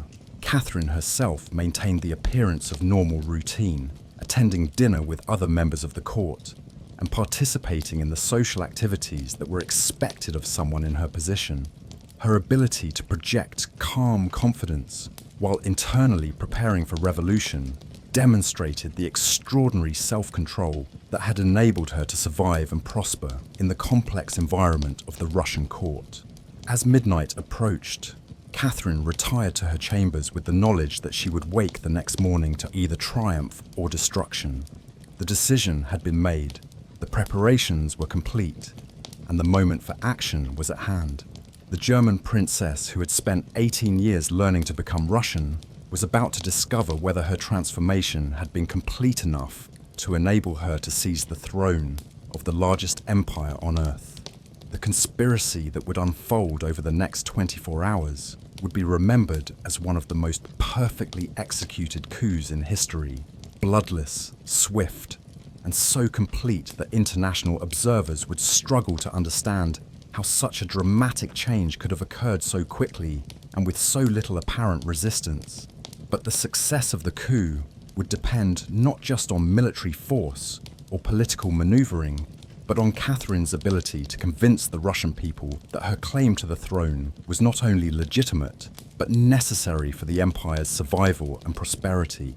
She would need to transform herself in the space of a few hours, from conspirator to empress, from revolutionary to legitimate ruler. The fire burns lower as we approach the moment that would change everything, not just for Catherine personally, but for the Russian Empire and for the balance of power in 18th century Europe. The woman who had spent so many years preparing for this opportunity was about to discover whether her intelligence, courage, and determination would be sufficient to achieve the impossible, the overthrow of an emperor by his own wife, justified by nothing more than superior fitness to rule.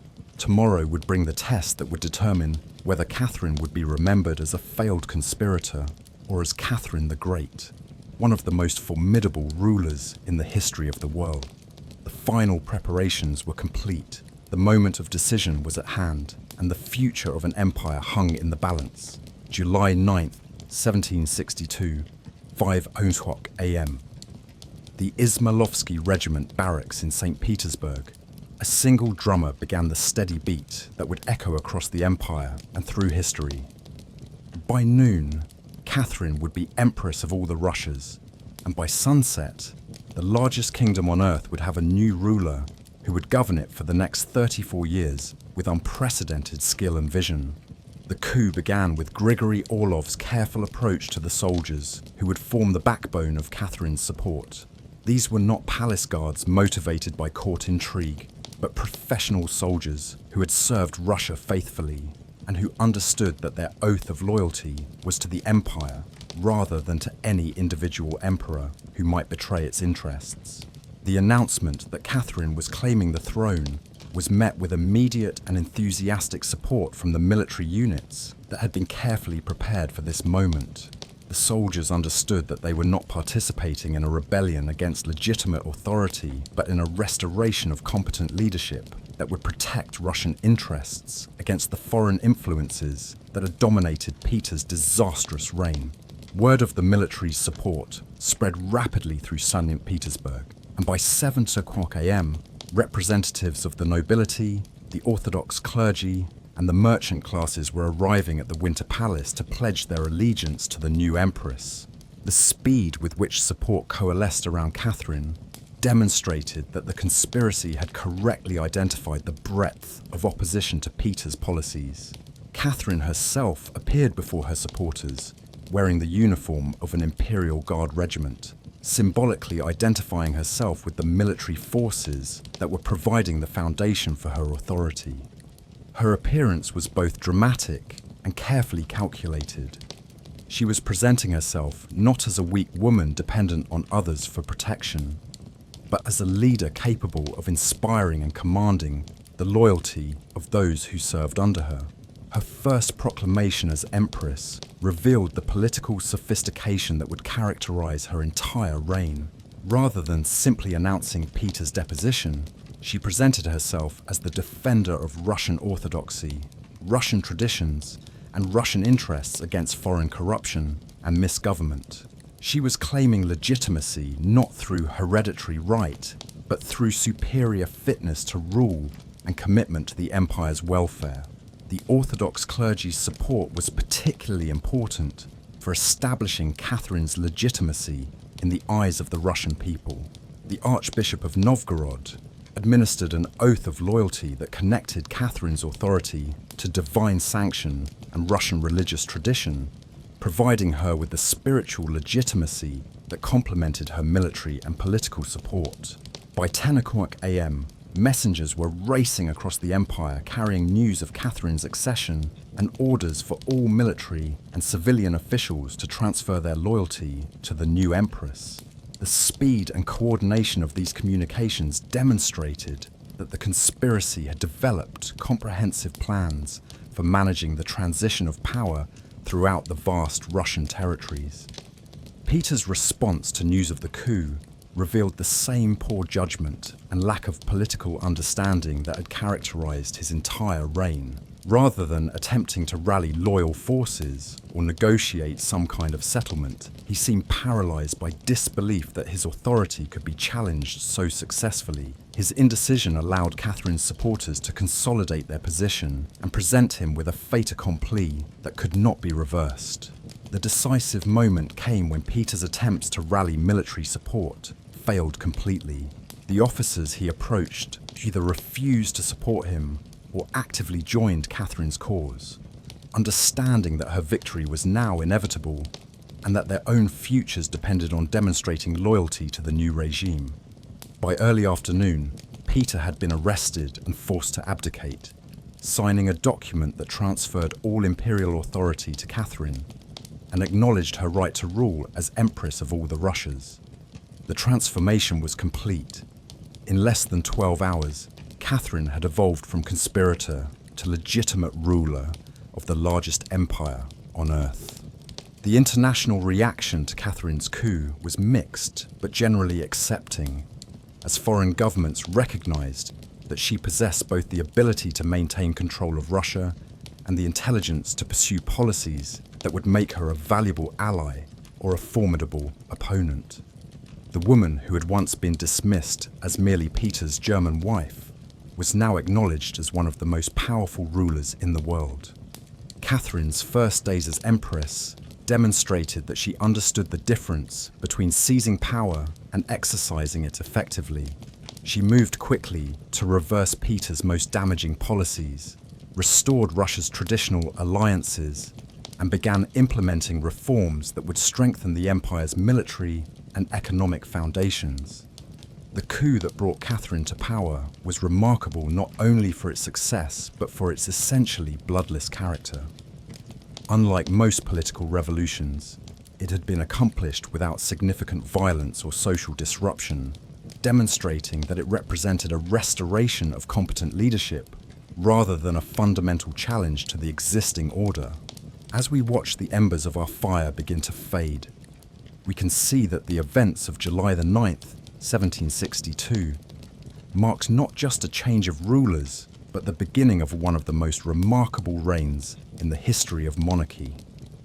The German princess, who had spent 18 years learning to become Russian, had finally achieved the ultimate transformation, from foreign observer to absolute ruler of the largest and most powerful empire of her age. Catherine the Great's reign had begun, and with it would come reforms, conquests, and achievements that would establish her as one of the most formidable rulers who ever lived. The woman who had seized power through intelligence and determination would now have the opportunity to demonstrate whether she could wield that power with the wisdom and effectiveness that her supporters had promised and her enemies feared. The fire burns low, but Catherine's story is just beginning. The real test of her greatness lay not in her ability to seize the throne, but in what she would accomplish with the unprecedented authority she had won through courage, intelligence, and an iron determination to shape the destiny of an empire. The fire burns steadily as we delve deeper into Catherine's extraordinary reign, moving from the drama of her coup to the more complex challenge of wielding absolute power wisely. The woman who had seized the throne through intelligence and determination now faced the ultimate test of leadership. Could she transform her revolutionary seizure of power into enlightened governance that would benefit her subjects and strengthen her empire? As 1762 turned into 1763, Catherine embarked on the most ambitious program of legal and social reform attempted by any 18th century monarch. Drawing on her years of studying Enlightenment philosophy, she sought to create what she called a revolution from above, systematic changes that would modernize Russia while maintaining the autocratic authority that made such reforms possible.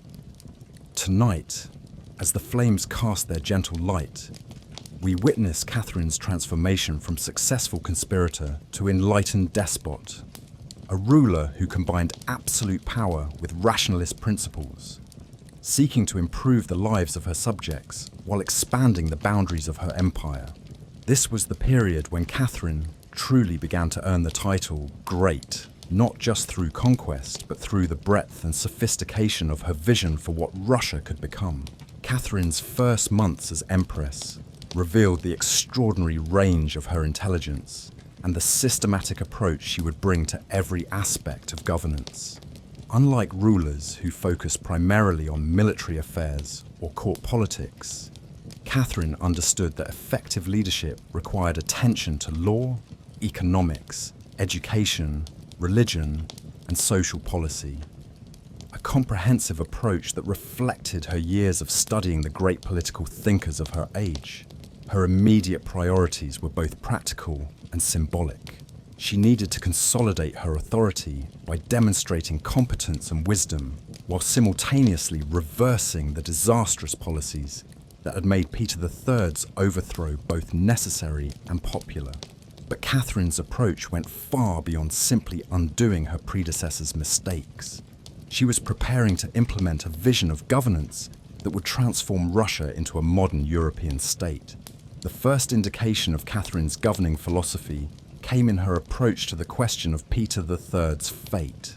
The deposed emperor remained alive but imprisoned, creating a potential focal point for opposition to Catherine's rule. Many advisors urged his immediate execution as a necessary security measure, but Catherine understood that beginning her reign with regicide would undermine the legitimacy she was trying to establish. Her solution was characteristically sophisticated.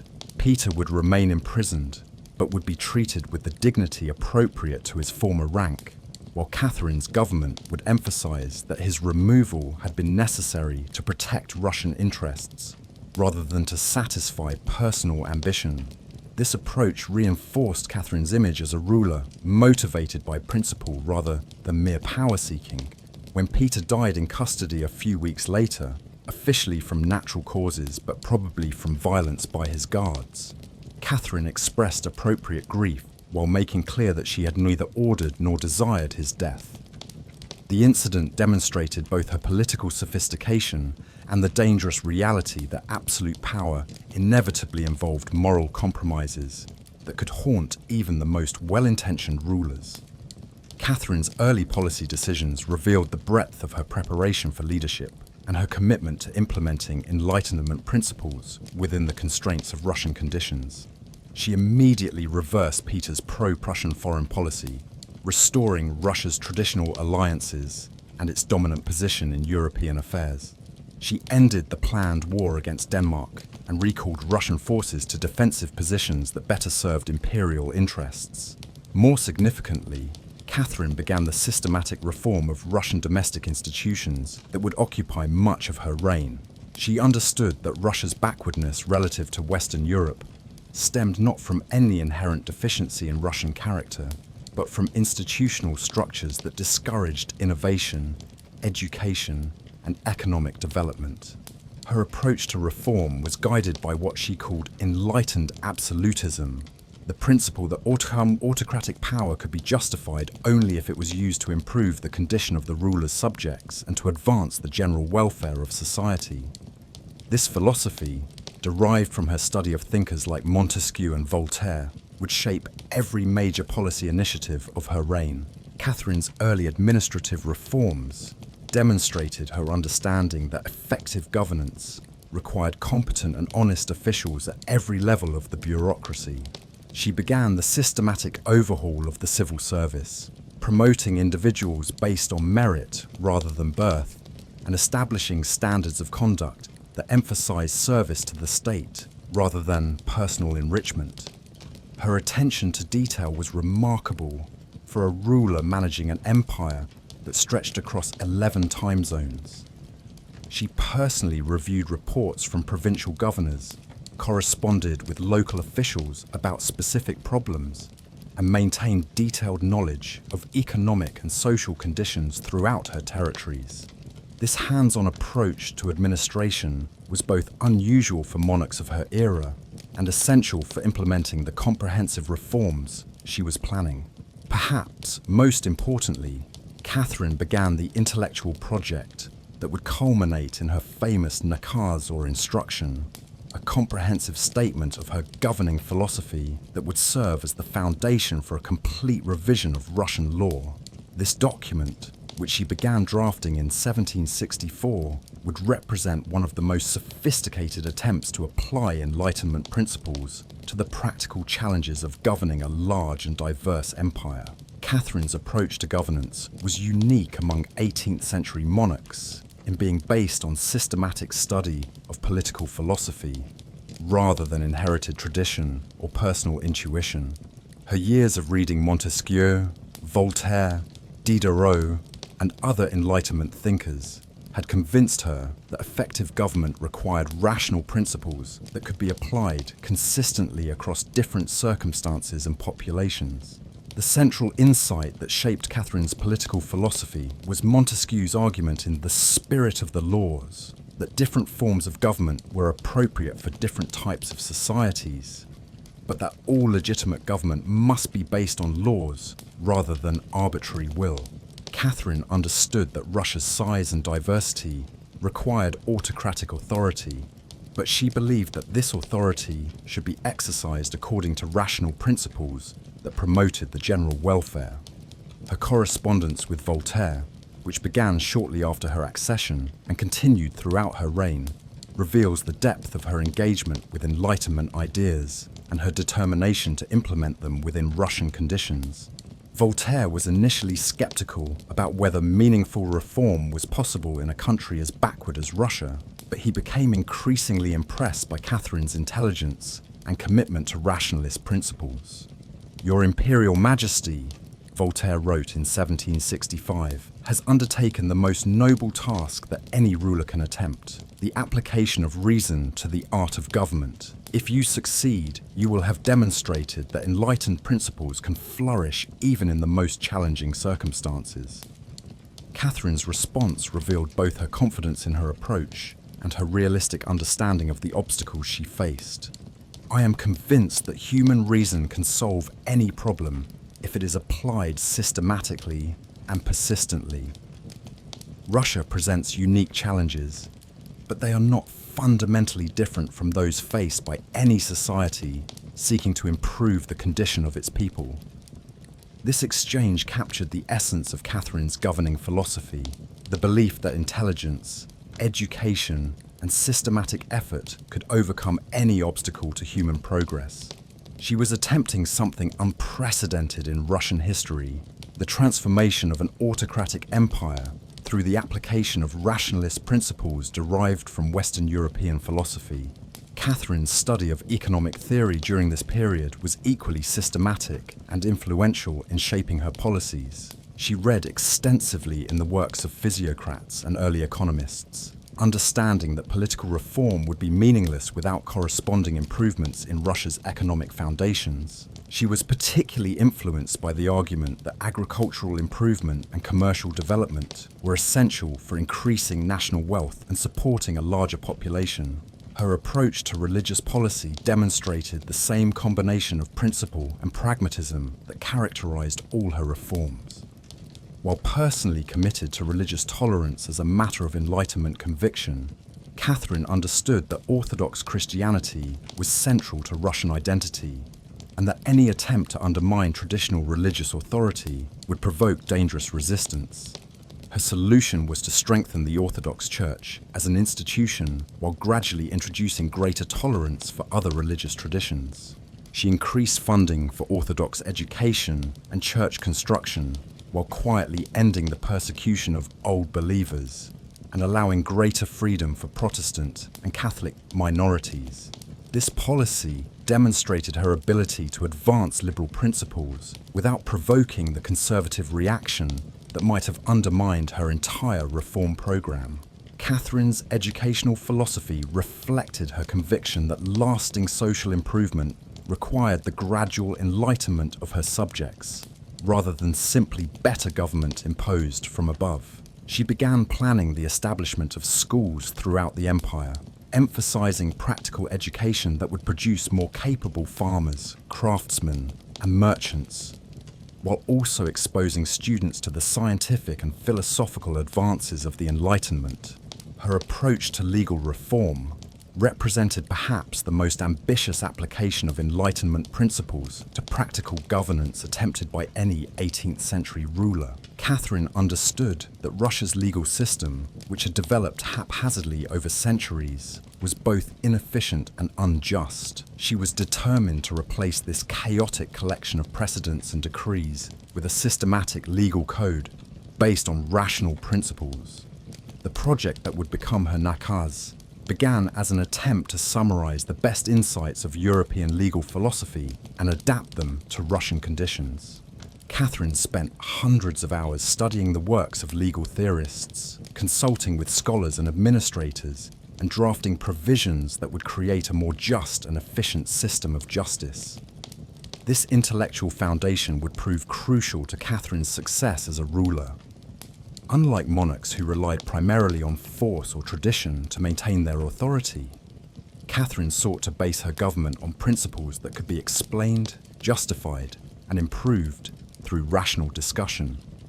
This approach not only made her reforms more effective, but also established her reputation as one of the most sophisticated political thinkers of her age. In 1767, Catherine published the document that would establish her reputation as one of the most enlightened rulers of her era, the nakaz, or instruction to the commissioners for composing a new legal code. This remarkable work, which Catherine wrote herself over the course of 3 years, represented the most systematic attempt to apply Enlightenment principles to the practical challenges of governing a large empire. The nakaz was unprecedented in both its scope and its intellectual sophistication. Running to over 500 articles, it addressed every aspect of law and governance, from criminal justice and property rights to religious tolerance and economic policy. Catherine drew extensively on the works of Montesquieu, Beccaria, and other Enlightenment thinkers, but she adapted their insights to the specific conditions of Russian society. The document's opening sections established the philosophical foundation for all of Catherine's reforms. "The sovereign is absolute," she wrote, "for there is no other authority but that which centers in his single person that can act with a vigor proportionate to the extent of such a vast dominion. But this power must be exercised according to laws that promote the general welfare and protect the rights of subjects." This formulation captured the essence of enlightened absolutism, the belief that autocratic power could be justified only if it was used to advance rational principles and improve the condition of the ruler's subjects. Catherine was arguing that absolute authority was necessary for effective governance in Russia, but that this authority must be constrained by law and guided by reason rather than arbitrary will. The nakaz's treatment of criminal justice reflected Catherine's study of Cesare Beccaria's influential work on crimes and punishments. She argued that punishment should be proportionate to the crime, that torture should be eliminated from illegal proceedings, and that the death penalty should be used sparingly and only for the most serious offences. These principles represented a dramatic departure from traditional Russian legal practice, which had relied heavily on corporal punishment and judicial torture. Catherine's approach to property rights demonstrated her understanding that economic development required legal certainty and protection for individual initiative. She argued that subjects should have secure possession of their property and that the state should interfere in economic affairs only when necessary to protect the general welfare. These provisions reflected her study of economic theory and her conviction that prosperity depended on individual freedom within a framework of rational law. The document's treatment of religious tolerance was perhaps its most radical departure from traditional Russian practice. Catherine argued that religious diversity was natural and beneficial, that persecution based on religious differences was both cruel and counterproductive, and that the state should protect the rights of all subjects, regardless of their religious beliefs. This position was controversial in Orthodox Russia, but Catherine defended it as both morally correct and practically advantageous. Her discussion of social policy revealed her awareness that legal reform alone would be insufficient to improve Russian society. She argued that the state had an obligation to promote education, encourage economic development, and provide relief for the poor and disabled. These responsibilities went far beyond the traditional functions of Russian government and reflected Catherine's belief that effective rule required attention to the welfare of all subjects. The nakaz's influence extended far beyond Russia's borders. When it was published in French and German translations, it was read throughout Europe as evidence that Enlightenment principles could be successfully implemented even in supposedly backward societies. Voltaire declared it the finest monument of the century, while Diderot praised it as proof that philosophy could be translated into practical policy. The document also served important domestic political purposes. By demonstrating her commitment to rational governance and legal reform, Catherine strengthened her legitimacy and distinguished herself from previous Russian rulers who had relied primarily on force and tradition. The nakaz showed that her seizure of power had been motivated by genuine desire to improve Russian society rather than mere personal ambition. Catherine's decision to convene a legislative commission to review the nakaz and draft a new legal code demonstrated her commitment to participatory governance within the framework of autocratic authority. The commission, which met from 1767 to 1769, included representatives from every social class and region of the empire. A remarkable experiment in consultation that had no precedent in Russian history. The Commission's deliberations revealed both the possibilities and the limitations of Catherine's reform program. While representatives generally supported her principles of legal equality and rational governance, they disagreed sharply about specific policies, particularly those related to serfdom and social hierarchy. Catherine found herself mediating between conflicting interests while trying to maintain momentum for reform. Although the commission was dissolved without completing its work, partly due to the outbreak of war with Turkey, the nakaz remained in force as a statement of governing principles throughout Catherine's reign. Its influence could be seen in virtually every major policy initiative, from administrative reform and educational expansion to religious tolerance and economic development. The Great Instruction established Catherine's reputation as an enlightened despot who could combine absolute authority with rational principles and genuine concern for her subjects' welfare. It demonstrated that her intellectual preparation for rule had been both comprehensive and practical, and it provided the foundation for reforms that would transform Russia into a more modern and effective state. Catherine's approach to wielding absolute power revealed a sophistication that distinguished her from virtually every other monarch of her era. She understood that effective autocracy required not just the ability to command obedience, but the intelligence to know when and how to use imperial authority to achieve beneficial results without provoking dangerous resistance. Her daily routine as empress demonstrated the systematic approach she brought to governance. Catherine rose at 5 Hancock a.m. and spent the early morning hours reading reports from provincial governors, reviewing legal cases, and studying documents related to current policy issues. She insisted on seeing original documents rather than summaries, understanding that effective decision-making required detailed knowledge of actual conditions rather than filtered information. Her correspondence during this period was extraordinary in both its volume and its scope. Catherine personally wrote thousands of letters each year to officials throughout the empire, foreign rulers, and European intellectuals. These letters reveal a ruler who understood that communication was essential to effective governance, and who used written correspondence to maintain control over an empire too large for direct personal supervision. Catherine's approach to selecting and managing subordinates reflected her conviction that effective government required competent officials motivated by service to the state rather than personal gain. She promoted individuals based on demonstrated ability rather than social rank, and she insisted on regular reports that allowed her to monitor their performance. Officials who failed to meet her standards were removed, regardless of their family connections or political influence. Her attention to administrative detail was remarkable for a ruler managing such a vast territory. Catherine maintained detailed knowledge of economic conditions in different regions, understood the specific challenges facing various ethnic and religious minorities, and kept track of individual cases that might seem insignificant, but which could affect broader policy implementation. The Empress's approach to court life demonstrated her understanding that monarchy was both a practical institution of governance and a symbolic representation of authority that needed to inspire respect and loyalty. Catherine's court combined magnificence with accessibility.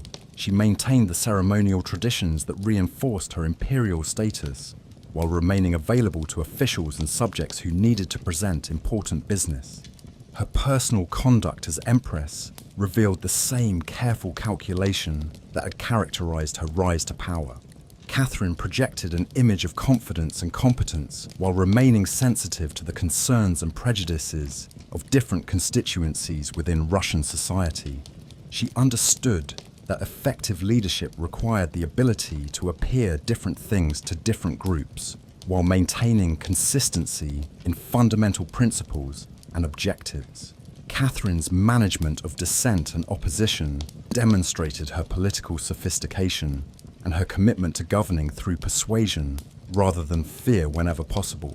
Rather than simply suppressing criticism, she often engaged with her critics intellectually, using reasoned argument to defend her policies, while showing respect for those who disagreed with her in good faith. Her approach to religious and cultural diversity reflected her understanding that effective rule over a large empire required accommodation of different traditions rather than forced uniformity. Catherine learned to speak several languages, familiarized herself with the customs of different ethnic groups, and showed respect for local traditions while working to integrate diverse populations into a coherent imperial system. The Empress's economic policies revealed her grasp of the relationship between political authority and material prosperity. She understood that her subjects' loyalty depended not just on effective governance, but on improving economic conditions that allowed them to achieve greater security and comfort. Catherine, therefore, devoted significant attention to policies that would encourage agricultural improvement, commercial development, and population growth. Her approach to military affairs demonstrated her recognition that external security was essential to domestic reform, but that military spending needed to be balanced against other priorities. Catherine modernized the Russian military while avoiding the kind of expensive foreign adventures that might drain resources needed for internal improvements. Perhaps most importantly, Catherine's method of governing revealed her awareness that lasting change required patience and persistence rather than dramatic gestures. She understood that transforming a society as large and complex as Russia would take decades, and that sustainable reform needed to work with existing institutions rather than destroying them completely. This sophisticated approach to absolute rule enabled Catherine to implement far-reaching changes while maintaining political stability and popular support. She demonstrated that autocratic authority could be exercised wisely and effectively when it was guided by rational principles and genuine concern for the welfare of subjects. despite Catherine's genuine commitment to Enlightenment principles, her reform program faced significant constraints that revealed the limitations of even the most well-intentioned attempts to modernize traditional societies from above. The most significant of these constraints was the institution of serfdom, which bound the majority of Russians to the land and provided the economic foundation for noble privilege and state revenue.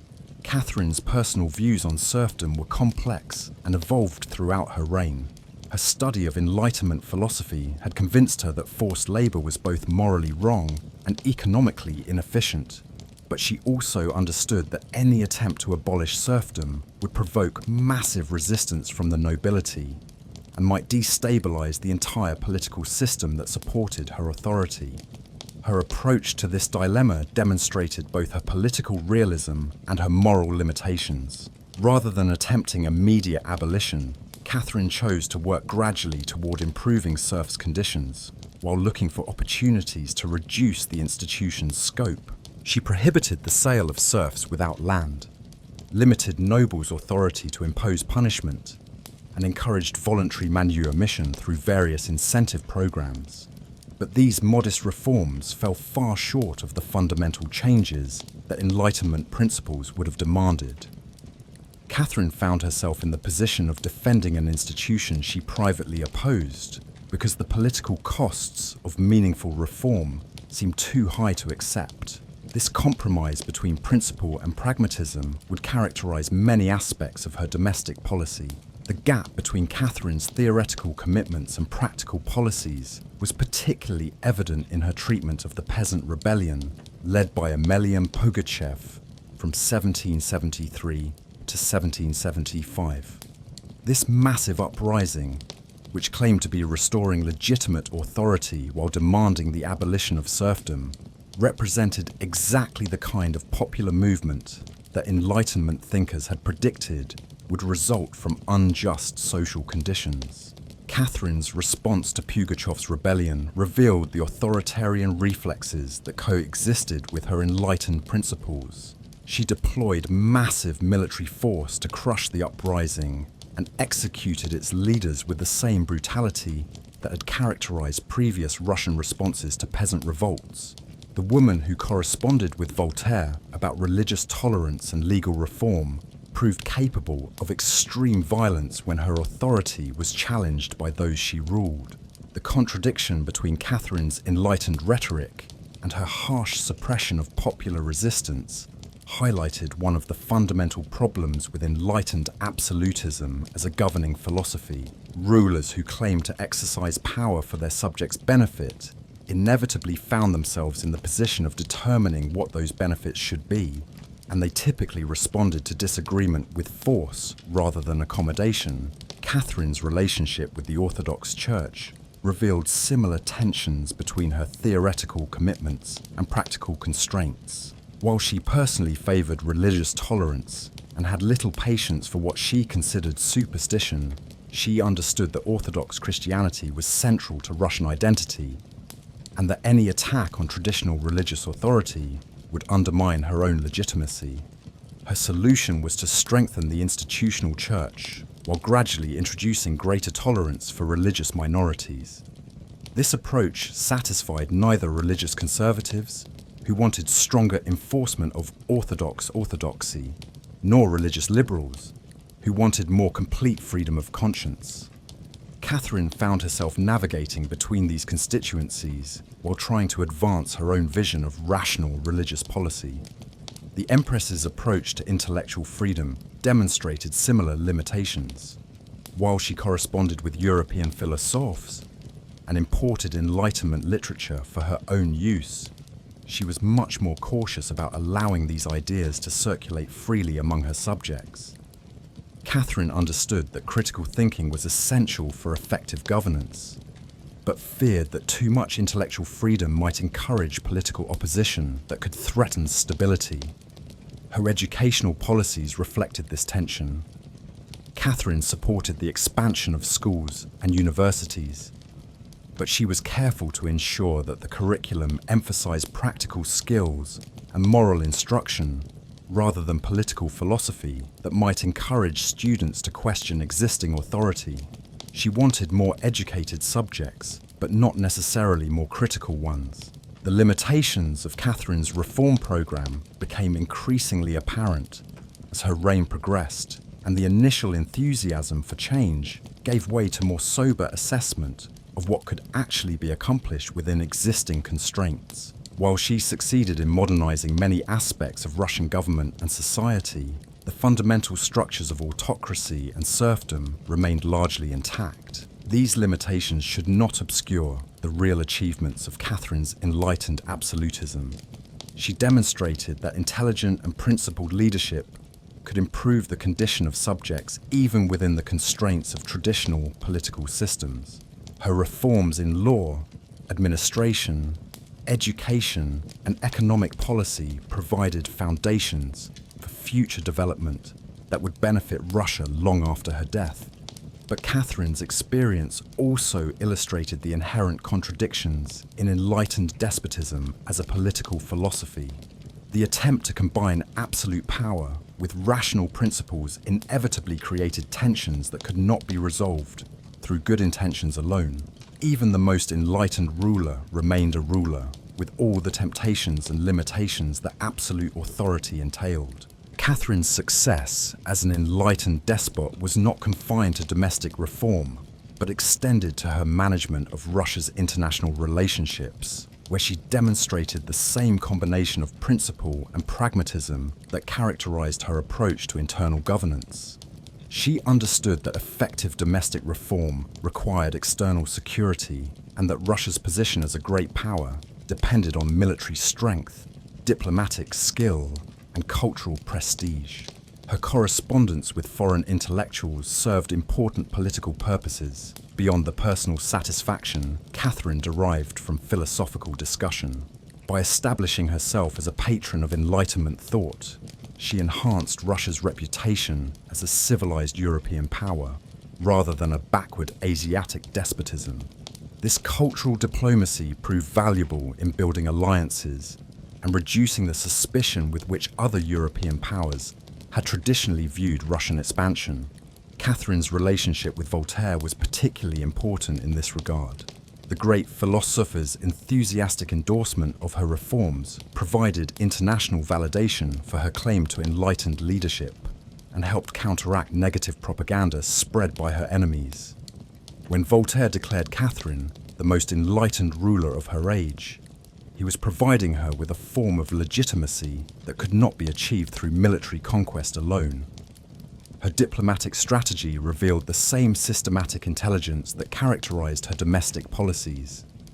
Catherine understood that Russia's size and resources gave it inherent advantages in European affairs, but that these advantages needed to be carefully managed to avoid provoking coalitions of enemies. She therefore pursued expansion and influence through a combination of military pressure, diplomatic negotiation, and cultural attraction. The Empress's approach to alliance systems demonstrated her grasp of balance of power principles and her ability to adapt Enlightenment rationalism to the practical requirements of international politics. Rather than committing Russia permanently to any particular grouping of powers, she maintained flexibility that allowed her to take advantage of opportunities as they arose, while avoiding entanglements that might limit her freedom of action. Catherine's military policies reflected her understanding that armed force remained essential to great power status despite the Enlightenment's emphasis on reason and negotiation. She modernized the Russian army and navy while developing strategic doctrines that would enable Russia to project power effectively in different theaters. Her military reforms were guided by the same attention to rational organization and professional competence that characterized her civilian administration. Her approach to territorial expansion revealed the complex relationship between enlightened principles and imperial ambition. Catherine genuinely believed that Russian expansion could benefit the populations that came under her rule by providing them with more effective government and greater economic opportunities. She saw herself as spreading civilization rather than simply conquering territory for its own sake. This self-justification was not entirely hypocritical. Catherine's administration of newly acquired territories was generally more enlightened than the governments she replaced, and many of her new subjects did experience improved conditions under Russian rule. But her expansion was also motivated by traditional considerations of strategic advantage and imperial prestige that had little to do with Enlightenment philosophy. The tension between principle and power was particularly evident in Catherine's policies toward Poland, where she intervened repeatedly to prevent reforms that might have strengthened Polish independence. While she justified these interventions as necessary to protect religious minorities and maintain regional stability, they clearly served Russian interests at the expense of Polish sovereignty and self-determination. Catherine's management of relations with Western European powers demonstrated her skill at using cultural diplomacy to advance political objectives. By presenting herself as a fellow adherent of Enlightenment principles, she encouraged other rulers to see Russia as a natural ally rather than a threat. This approach was particularly effective with Frederick the Great of Prussia, who shared Catherine's interest in rational governance and became one of her most important diplomatic partners. Her relationship with Austria was more complex, as it involved both cooperation against common enemies and competition for influence in the Balkans and Eastern Europe. Catherine managed this relationship with characteristic sophistication, working with the Austrians when their interests coincided while maintaining independence when they diverged. The Empress's approach to relations with France revealed her ability to separate cultural affinity from political calculation. While she admired French intellectual achievements and maintained extensive correspondence with French philosophers, she recognized that France's traditional hostility to Russian expansion made close political cooperation impossible. Catherine therefore cultivated French cultural influence while limiting French political penetration.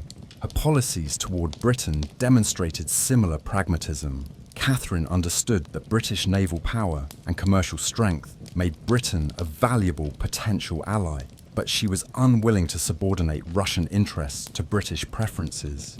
The result was a relationship that combined mutual respect with healthy competition for influence in various parts of the world. As our fire burns lower, we can see that Catherine's international policies were as sophisticated and successful as her domestic reforms. She enhanced Russia's power and prestige while advancing Enlightenment principles where possible and practical. Her reign demonstrated that enlightened absolutism could be effective not only in internal governance, but also in managing the complex relationships that determined a great power's position in the international system. The woman who had seized power through a palace coup had transformed herself into one of the most respected rulers in Europe, admired for her intelligence, feared for her power, and influential far beyond the borders of her empire. Catherine's enlightened despotism had proven that absolute authority could be exercised wisely and effectively when guided by rational principles and genuine concern for both subjects and the broader cause of human progress.